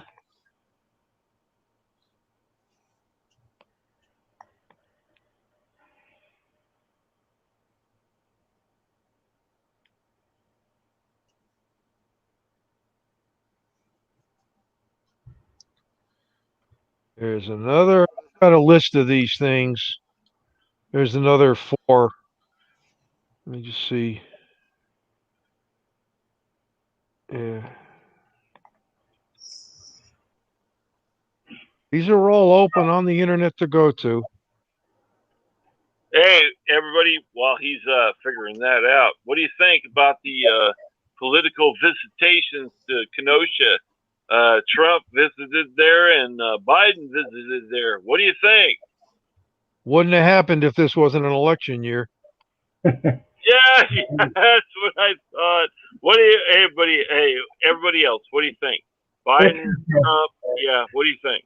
It's for show, to show that they quote unquote care enough about the people. That's all they're doing. Are they actually, stepping in and maybe helping that particular region of the country? No, they're just showing up to say, hey, we're here. Sorry what happened. We got to, vote for me. Have a nice day. Are they actually doing anything to help these people? No. I think you're absolutely right, man. It's just a photo op. They take pictures in front of big burned out buildings, and then I want to help things. It's just a photo op. A political selfie. Biden had a little bit of a poor choice of words, I heard. Did he? Apparently he was talking to one. He said, if I talk any longer, my people will shoot me. They should have. Now, I just had a question, Joe. You put up this listing information. What would you call a level beyond curiosity in the instance that you're referring to in your post, Joe? I'm just curious. That's not his post. That's DHS. Well, what would you think DHS is? What would you consider a level beyond curiosity? A level bit like if it's like covert or. Okay, yeah, fair enough. Yeah. When you're trying to when you're trying to understand day-to-day operations, like the times when shifts change, stuff like that. So the normal everyday auditor questions wouldn't be a level above curiosity, then, right? It depends what they're asking. Sure, but you don't usually they don't usually ask like, well, what's your shift, or they usually ask just like general type questions. Usually, Well, a lot of times they don't really get to ask too many questions. true. That's right. That's true. All right, sorry, Chief. I just wanted to ask about it. Go ahead, Chief. Sorry. Old That's habit. okay. But they I was also just wondering, like everybody on the panel, okay, it's like, if we're talking about Kenosha, all right, what side of the argument would you be on? Would you be on the police, or would you be on the side of the protesters? Taco, what do you think? I'd be on the side of police probably. Stuck, what do you think? Well, I'm going to expand my answer just a little bit. It's become, I just, not just realized, but it's become clear that policing and law enforcement and the law, things have to come into the 21st century. There has to be an overhaul of the overall system. And I don't know what nobody knows what the direct answer is. So in order to keep society in a non-chaotic state, I'm on the side of the police and law enforcement, period. Because if we take the other side, we're going to have utter chaos and we're going to lose complete control of our civilized society. Because people inherently are just violent and stupid and will get away with anything if they can. So we need it. End of story. So 21st century overhaul is what we need. Yeah. That includes here in Canada too. We need an overhaul here on a lot of levels. And I mean, we're not perfect either, but it's, you're talking about a policing system that probably Chief, goes back to the 50s, maybe still in a lot of ways. Well, the police system goes back farther than that. No, I mean, yeah, the police system started like in England in like it was like 1863, something like that.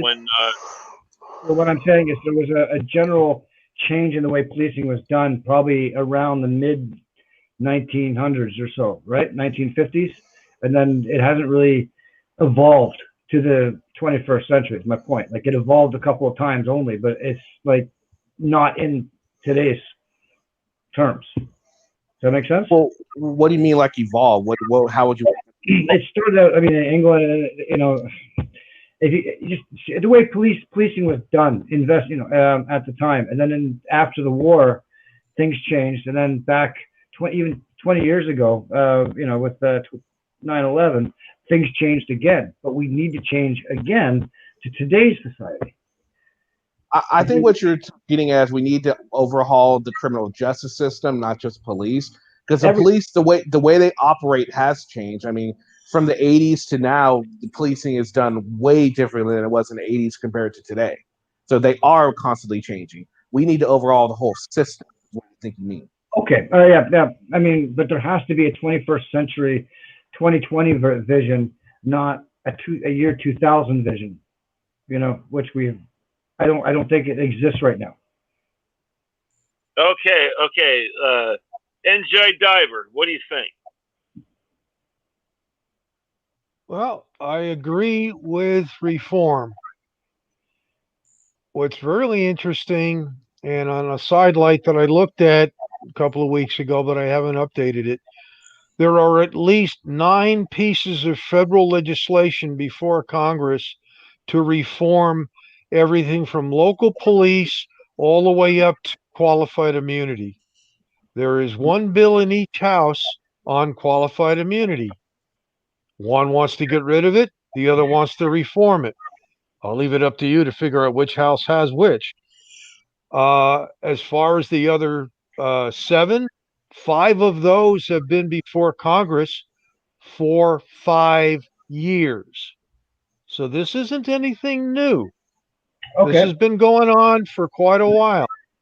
One of the things I'll have you people know that you may not know is under previous administrations, the Department of Justice has investigated quite a few citywide and local police departments and sheriff's departments and has reached court ordered consent decrees with those departments to reform them. There have been absolutely no DOJ investigations of any kind of local police department under the present administration. And how long is it going to take to get through Congress, one way or the other? I will tell you this, I'll there tell are you what. bills before Congress that are rehashed from decades ago. That's all these people do. Their full-time jobs are to write and vote, or write, debate, and vote on legislation. This is what you hire these congressmen to do, whether they're House of Representatives or whether they're senators. Yeah, I'll tell you what.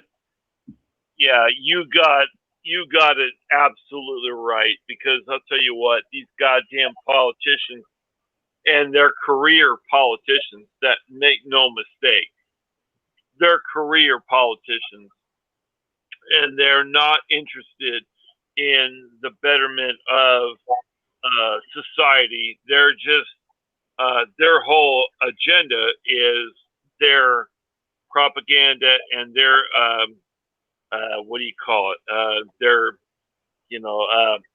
politics, and you know what? That's the way they do it. And it's like, you know what? You can't get over on a certain if a certain politician in the area, puts all their propaganda out there on their internet or whatever. Yeah, and it's like I get a the other quarterly. side. Go ahead, buddy. Yeah, I get a quarterly flyer from my congressman. But the interesting part about it is, in his entire career, and I think he's been my congressman for at least 6 years, he's never had a town hall meeting and refuses to have one. So why is this acceptable that these congressmen are allowed to screw the pooch on making decisions? Because they get Um, enough money to get themselves reelected term after term after term. And who's That's paying when these? that's where you get the Absolutely right. phrase career politician. And one of the things that has enabled that is a Supreme Court ruling from quite a few years ago that says corporations are people too. They can contribute to a politician's campaign fund just like everybody else, and there's no control over it. Okay, now who's paying the overall salaries? The corporations or the people? Have you ever The seen a movie goddamn- or read the book Goddamn, Rollerball? it's the fucking what do you call it? The super PACs that like flood all kinds of money into their campaign funds. Have you ever seen the movie or read the book Rollerball? No. I'll give you a synopsis real quick. The opening of the movie, you're in what looks like a hockey stadium or something between a hockey and a rollerball stadium, or a roller derby stadium, because that's what the game is. It's about something between lacrosse, rollerball, roller derby, and hockey and football. And it's the national, this is a fictitious story, of course. It's the national pastime. And the first thing you see in the movie is everybody getting to their seats in this auditorium or stadium. And the first thing you hear as far as verbal is, "Will you all please stand for the corporate anthem?" Oh, jeez. Okay. Yeah. That's the entire theme of the movie. That sounds like George Orwell's 1984. It's one step. It's one step this side of it. Only it's very subtle. Only in this society, this fictitious fictitious society, it is the corporations that run everything, not the government. as it does in our society now. Yeah, but it's done subtly now. You don't really see it openly unless uh, some independent whatever journalist decides to put out what he's got and then hide. Because yeah, things that you see, some of the things you see in movies do actually happen in real life. When somebody with power and money, which is synonymous with each other, decides that something's going to happen, it usually does. Right. Now, therein lies one of the problems about change. You've got politicians dragging their fucking heels, screwing the pooch for decades, trying to make, to not get change done. And for some, just for the sake of money. And everybody on the bottom end, all the general population is going, we need change, we need change. And they're going, yeah, we're working on it. 20 years later, no change. Have you ever heard of the phrase bread and circuses? Never. It's been around since Roman times. They figured it out back then that to keep the masses quiet, you give them bread and circuses. The bread is of course, money. Yeah. We equate to now money to buy bread, and the circuses are whatever crisis happens to come about. And somebody made a slip the other day, and I say the other day, months ago, that never let a crisis go to waste, and said it right in front of a camera. I don't remember whether it was a politician or whether it was a lobbyist, whether it was, I think it was a lobbyist or a journalist, but they were absolutely right. Never let a crisis go to waste. Yeah, whether but it be a natural disaster or whether it be a war. If you think about the crisis in the Roman Empire, yeah, the Praetorians, they were the go-to guys. They were like the SWAT team of the Roman Empire. They were like what our present administration used in Portland. But it's clear, though, that there's a lot of people in different factions and sections of the country that are wanting change, and they're pushing for it. No, a lot of people aren't happy with the current system. It's obvious, right? The problem with the Republican type of government that we have is who really holds strings. And those are the people that actually accomplish something. I have been able to accomplish tiny little things in my life when it comes to local towns, the state capital, and even on federal regulations. But the one took me, 12, 14 years, and the others didn't quite take so long. It's because I had a lot of help doing them. And that's the thing that is in our First Amendment. You have the right to bring your grievances before the government for redress. And unfortunately, because of the technology that we have now, because of the way that our governmental systems have evolved, we the people don't use that right all that often anymore. Yeah. Oh, yeah, we do. We all sign petitions. I think that the right that we have, we're very, very fortunate to have. Oh, absolutely. And one of the things that was set up by the Obama administration was a website called We the People. And there's another couple of words behind it. But it was basically a place to go to start up a discussion and a petition on whatever crisis you had at the time. And if so many, I think it was 100,000 signatures, it would be dealt with by the administration. That was their promise. NJ, But the present administration is totally ignoring it. No, NJ, in all fairness, you say that, but at the same time, you've got, if people were to stand up and sign, a million signatures for this police reform to get Congress off their asses and do something, are they going to actually do anything and make a decision? How many million man marches have we had? Not many. lately? Yeah, we've had a Well, few. They've it's been not. effective. It's not about a million man march. It's about you know conducting yourself. If you want to make change, you have to file law. You You have know, to participate. you have to get involved. If you Okay, want to change things, you have to get involved. It's not just, oh well, I'm pissed about what's going on. You have to get involved. You have to do something to change what you're pissed about.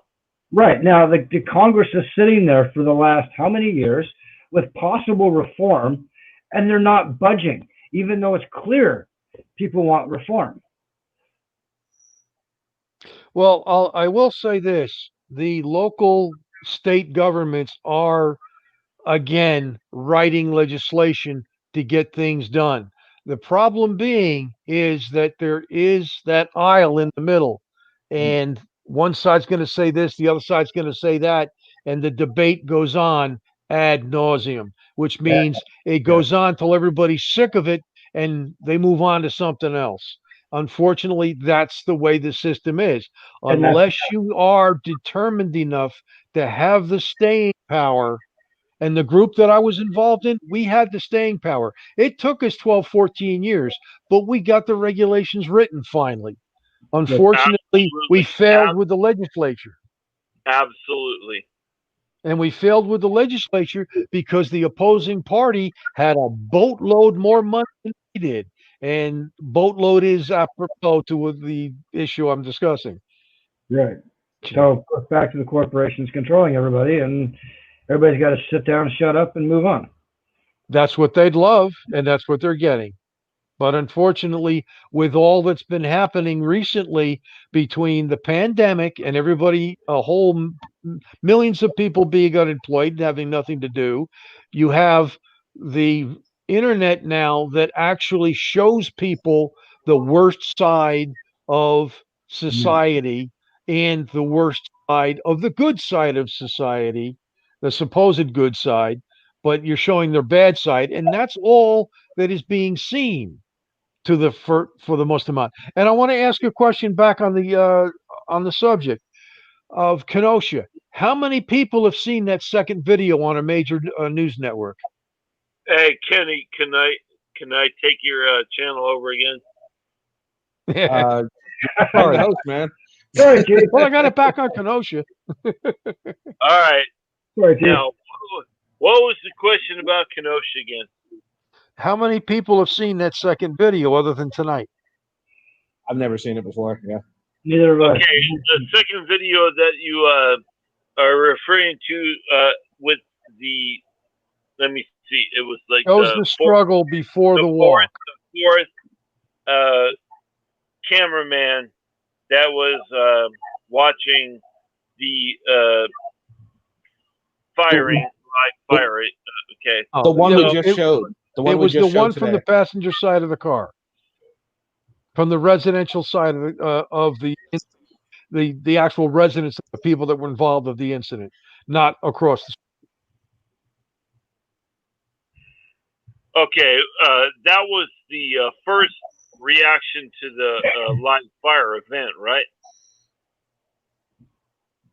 I don't quite get the question. My question is, the mass media, the entire nation has seen that first video from across the street, where you see the gentleman walking around the car, going into the driver's door, and being shot.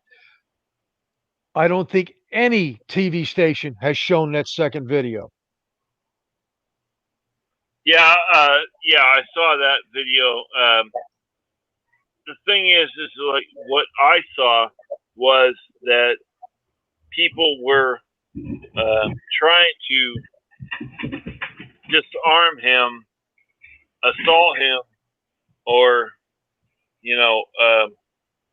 it was like a big. They were trying to place him into custody at the one corner of the car. Well, the thing is like, okay, the one guy that approached him had a firearm and he shot around off at him. Oh no, we're talking two different incidents here. I'm talking about the original Kenosha shooting, not the second one with the 17-year-old. Okay, well, And there's more than one angle on that one too. At least the first incident with that 17-year-old. See, that's the funny part about this. There are, like I said, everybody that has a smartphone has the capability. So we're 1984, we're already there. Only in this case, it's not just the government that's in control. Everybody's got a cell phone pretty much in this country. Even I have a cell phone. It doesn't have service, it does have the video I can record and audio I can record.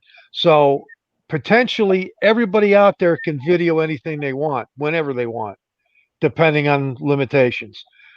What I'm saying is the major media does not want to put everything out there that they receive. They have I will say in their defense, they have a limited amount of time for each little story they put out, because they have to have those commercials on there too, and they have to identify themselves every 15 minutes. But the interesting part about it is, why do they not show the second video? When it's released, it's out there on YouTube. People have gotten their hands on it. So I'm sure the police have it. Why are they only showing the one view from across the street? Well, I'm not sure. I'm not sure about that. I'm not sure about the editing of the the police department. However, what you saw was just side by side. They were trying. Whoever had both videos was trying to time them properly, and really wasn't. They really weren't that good at it. They couldn't exactly time it perfectly, but you did see them both at the same time, and then they played each one separately. But what I'm trying to say is the myopic value of a video is only as good as what it can see and what it can focus on. And unfortunately, those that have possession of those videos and those that have the arena to place them in don't always do it for political, financial, and just individual reasons. Yeah, I would agree. Find me a broadcasting that'll do both. Maybe they didn't post that second video from the fact and the nature of the video itself of the cop actually shooting the guy. No. A lot of them edited that part out. Listen, hold on. I agree with you 100%. Okay, I'm not saying that the police are 100% accurate in their behavior. Okay, I'm not gonna fucking go into like a whole thing that, if a police officer is on the scene and he makes a decision at that scene, I can't, either support or deny his action. However, I understand that police officers make mistakes, and I understand that those mistakes can be real, with the whole thing they at times have lethal consequences. Yeah. Exactly. I'm not saying that the police are perfect. I'm not saying that the police are even, accurate in some of their decisions. However, I think the police officers are trying to do the best they can at that time. Because you're human and you're not robots. Yeah, they're not RoboCop. Yeah. That's what we need. We need RoboCop out there. No, thank you. I've seen that movie. No. The new one or the original? The original. Okay. I've seen both. I haven't seen the new one yet. I'm afraid to. Well, I've seen 1 and 2, If there's a third out, I don't know about There's it. a third one, and it is horrible. So bad. It's not even so bad. It's not even good. The original was good. Well, that's the thing. They have, both of them have a little bit too much comic relief for my taste when you're dealing with something that could be that serious, because we are close to it. We are, and that's the thing. We're getting very close to that kind of society where we have robotic and AI making life decisions like that. Yeah, well, I play with an AI on Discord once in a while. There actually is one on yeah, on Shiva's, one of Shiva's servers. Hey, I wanted too much from Subway, so just throw that out there. Just, we're asking about Subway. But anyway, you're back.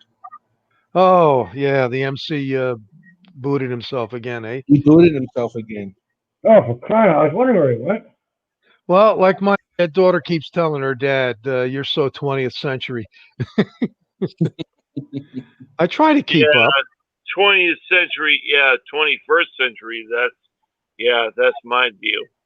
Well, here's bringing up just a sort of on the same kind of idea with the AI. Has anybody ever seen the show Westworld? Yes. You have. You see the original movie? No, I haven't seen the original movie, but the original movie was Yul Brynner, right? Yep. Now I mean, just watching that show, it kind of brings home the point that we are pushing very close to society where we're going to have this kind of interaction with, artificial intelligence, and it's going to get very scary if we're not careful. Well, I hate to say it, but you already have it. Well, we already have it. We got to be careful how far we push this. But my point is, we need. When's the last time you made a phone call to a doctor's office or any major corporation and got a human being to answer it? Oh, Jesus. Yesterday, actually, but that's another story. Don't get me started on that. Not anytime soon. Yeah. How long does it take you to get a human being when you call an outfit like Verizon? Oh, probably. I don't know. Well, especially now with COVID, there's even less people.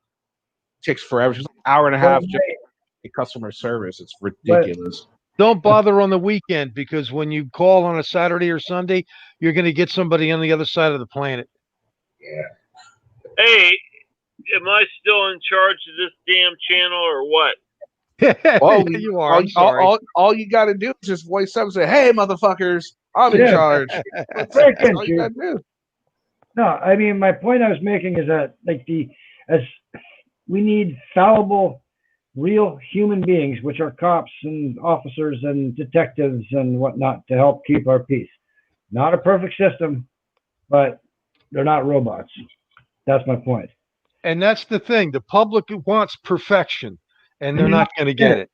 Oh, no, never. But they'll keep demanding it. When they keep demanding it, AI, they believe it's perfection, which it's not. Yeah, that's the funny part about it. AI is just a program. Oh, gee, who wrote the program? Humans. Infallible. Infallible. Colossus, the Forbin Project. That's another good movie.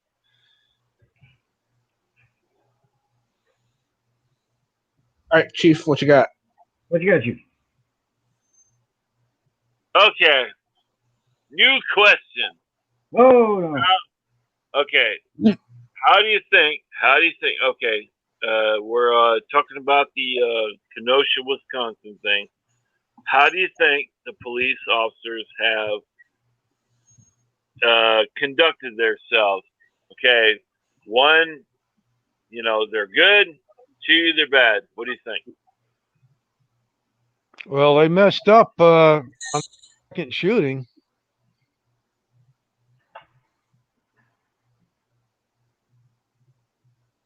The end of that video on the second shooting, the 17-year-old. Okay, what do you think? What do you think about that? He walked right up to him with his hands up, with the rifle on his back. I question why they didn't grab him. You know what? I had the same question because they drove right by him in that Bearcat. He had his rifle slung, but yeah, they drove right by him. But I understand that the officers, they're not quite sure who he was, and he was like he was walking towards the officers with his hands up and his rifle slung. Now, if I was looking at him, I would have taken him down. But the officers that drove by him, they didn't consider him a threat. So, it's like that's a fucking that's a big problem because if I were there driving that Bearcat down the road, I would have taken his ass down, but they didn't. So that was like a big problem that they fucked up on. Okay, they fucked up, but at the same time, I'm not defending the officer here, but maybe he didn't quite see the whole situation as what it was. Maybe he missed something, and even in his best observational mode, because we're fallible. We do miss things, right? Yeah, I understand that, but I mean, maybe something else caught his eye in that split second that he was looking at that situation, and he totally didn't catch on to whatever was going on. I'm not defending him, but I mean, you got to keep that in mind. The human brain, and you know this, when you're trying to be as observant as you possibly can, is fallible like hell. Okay. You have to. I understand. Yeah, I understand that, like, totally. Yeah. However, when armed Bearcat goes down the road and they're trying to figure out who is a armed combatant and who is not, it's not that easy because, I mean, honestly, when you're going down the road and you have like maybe 150, 160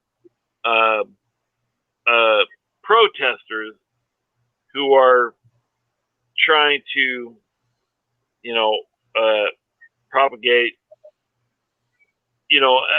an anti-police thing, and the police are coming up on the situation. They have no idea what's going on. They have no idea who's the bad guy and who's the good guy, and then they have to make a decision within a split second on okay, we're going to assault this, we're going to assault this group, and we're going to take them down, and we're going to take down the situation, and then they have to they have to go on the fact that, okay, well, these were a bunch of pussy ass goddamn protesters, and well, you beat them up and blah blah blah. But fuck that. If they're going to goddamn protest and they're going to goddamn they're going to go like protest and see like fire, like all kinds of, Yeah, they're going to go from protest to riot. Yes. Exactly. Yeah. I'm sorry. I'm trying to do two things at once. I'm sorry, guys. We're good. The other thing is, in their defense, have any of you ever been inside a Bearcat and tried to discern from being in there and at a rather elevated position what's going on individually around you? Yeah, around the vehicle. I've been in a Bearcat, and I'll tell you what, when you're outnumbered by a lot of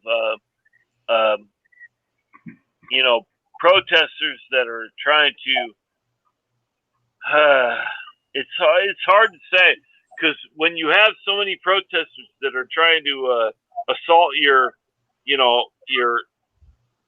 troops, when you have a Bearcat and you're in that you're in that God damn it, man. When you're in that Bearcat and people are trying to, throwing bear cuts, bear bottles and all kinds of shit that you're trying to avoid.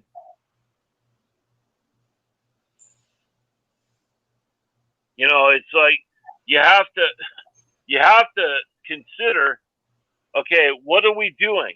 We have to defend ourselves against protesters, or we have to, let the protesters have their way, because there's a lot of protesters that it's not that just easy. It's not like that fucking broke. It's not like the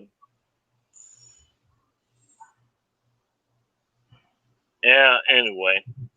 Yeah, it's rather difficult to tell the difference between a protester and a rioter, especially at night. Clothing does not always delineate who is who, as the chief and I were discussing earlier in this broadcast about guerrilla warfare. And if you think about it, there is a parallel between rioters and guerrilla war, or urban warfare, as it's called as well. You can't really tell who's who, but one of the things that I started with this, as far as the officers that allowed that 17-year-old with a assault weapon slung on his back to pass them by, I question the fact that they were stopped. Two of those vehicles were stopped. The Bearcat did go past him, but two of those vehicles were stopped, and one of them was a regular squad car. They should have got out and hemmed him up, because he was open carrying in a situation where shots had been fired. And I don't agree with it totally, but in that situation, yeah, you grab everybody that's got a firearm visible and you hem them up until you can determine whether it was them that put the shots out or not. And it's not that hard to tell right away whether that gun is fired. But you got to apprehend them first. And unfortunately, they let him go. Luckily, they were able to recover him and the weapon later. Imagine if on his way home he tossed that thing in a river. Yeah, absolutely. That's absolutely correct. I mean, the kid was honest enough to hold on to it only because I guess that's the way he was brought up, to own up to what he'd done. I mean, I question why he didn't give himself up right then and tell the officer, yeah, I'm the shooter. Unless maybe he was too scared, figuring if he said that, he'd get shot. All right, guys. So this has been a lot of fun, but I'm going to have to wrap this one up. Chief, thanks for coming on and hosting. It was a lot of fun. Yeah, awesome. Thank you, man. Did you have anything last minute you want to say, Chief? Hey, I just wanted to thank everybody who came on the panel tonight. We had a good conversation. You know what? We're going to do it again, hopefully, with Kenny Klein TV. Hey, I love his channel. Everybody subscribe and like his channel. But, yeah, everybody, you take care of yourselves, and it's going to be a great night. It's already Saturday here in Ohio, and everybody take care of yourselves. This is Chief Tuttle, Country Cop. All units, stand by. All right. See you later, Chief. See you later, guys. You got any last minute to say? No, I'm just happy to come on and just go through this. This was great. Yeah, for sure. Right. So, Joe, you got anything last minute? nope. Yeah, thank you, Kenny. Thank you for having me on. It's another good show. So next month, would you like to do the subscriber show next month? Sure. Oh, cool. We'll set something up for you. That'll be awesome. All right, Diary, you got anything last minute to say, sir? Reality bites. I just got to outrun you. One last thing. So you don't want a Canadian hosting your show? Anyway, We can have you. We can have you the following month. There's plenty. There's plenty of months in the year. There's plenty of time. Just saying. Just asking. We'll get you. We can get you if you want to. You can host it sometime. No worries. We'll see. We'll see. All right. Have a good one. Carl, you got anything last minute to say? Yeah. I hope everybody enjoyed my baby picture. It's a little baby squirrel. It's cute. Yeah, why? If it's a baby picture, Okay. what did you expect? Right. I just want to thank everyone that was on the panel that helped Chief out. Diver, thanks for coming up and having some good conversation. Carl, thanks. Stuck, thank you. Joe, thank you. Night Dude, thanks for joining me. Beagles, thanks for showing up. Stallbird, thank you. May, thanks. Noli, she's gone already, but thank you, Noli. Anybody else? Power Wagon, thank you. Anyone else who's in that I missed, thank you for joining. And hopefully you guys will be back. I'll have another video tomorrow, so come back by and check it out. See you guys on the next stream. All right, y'all. Peace.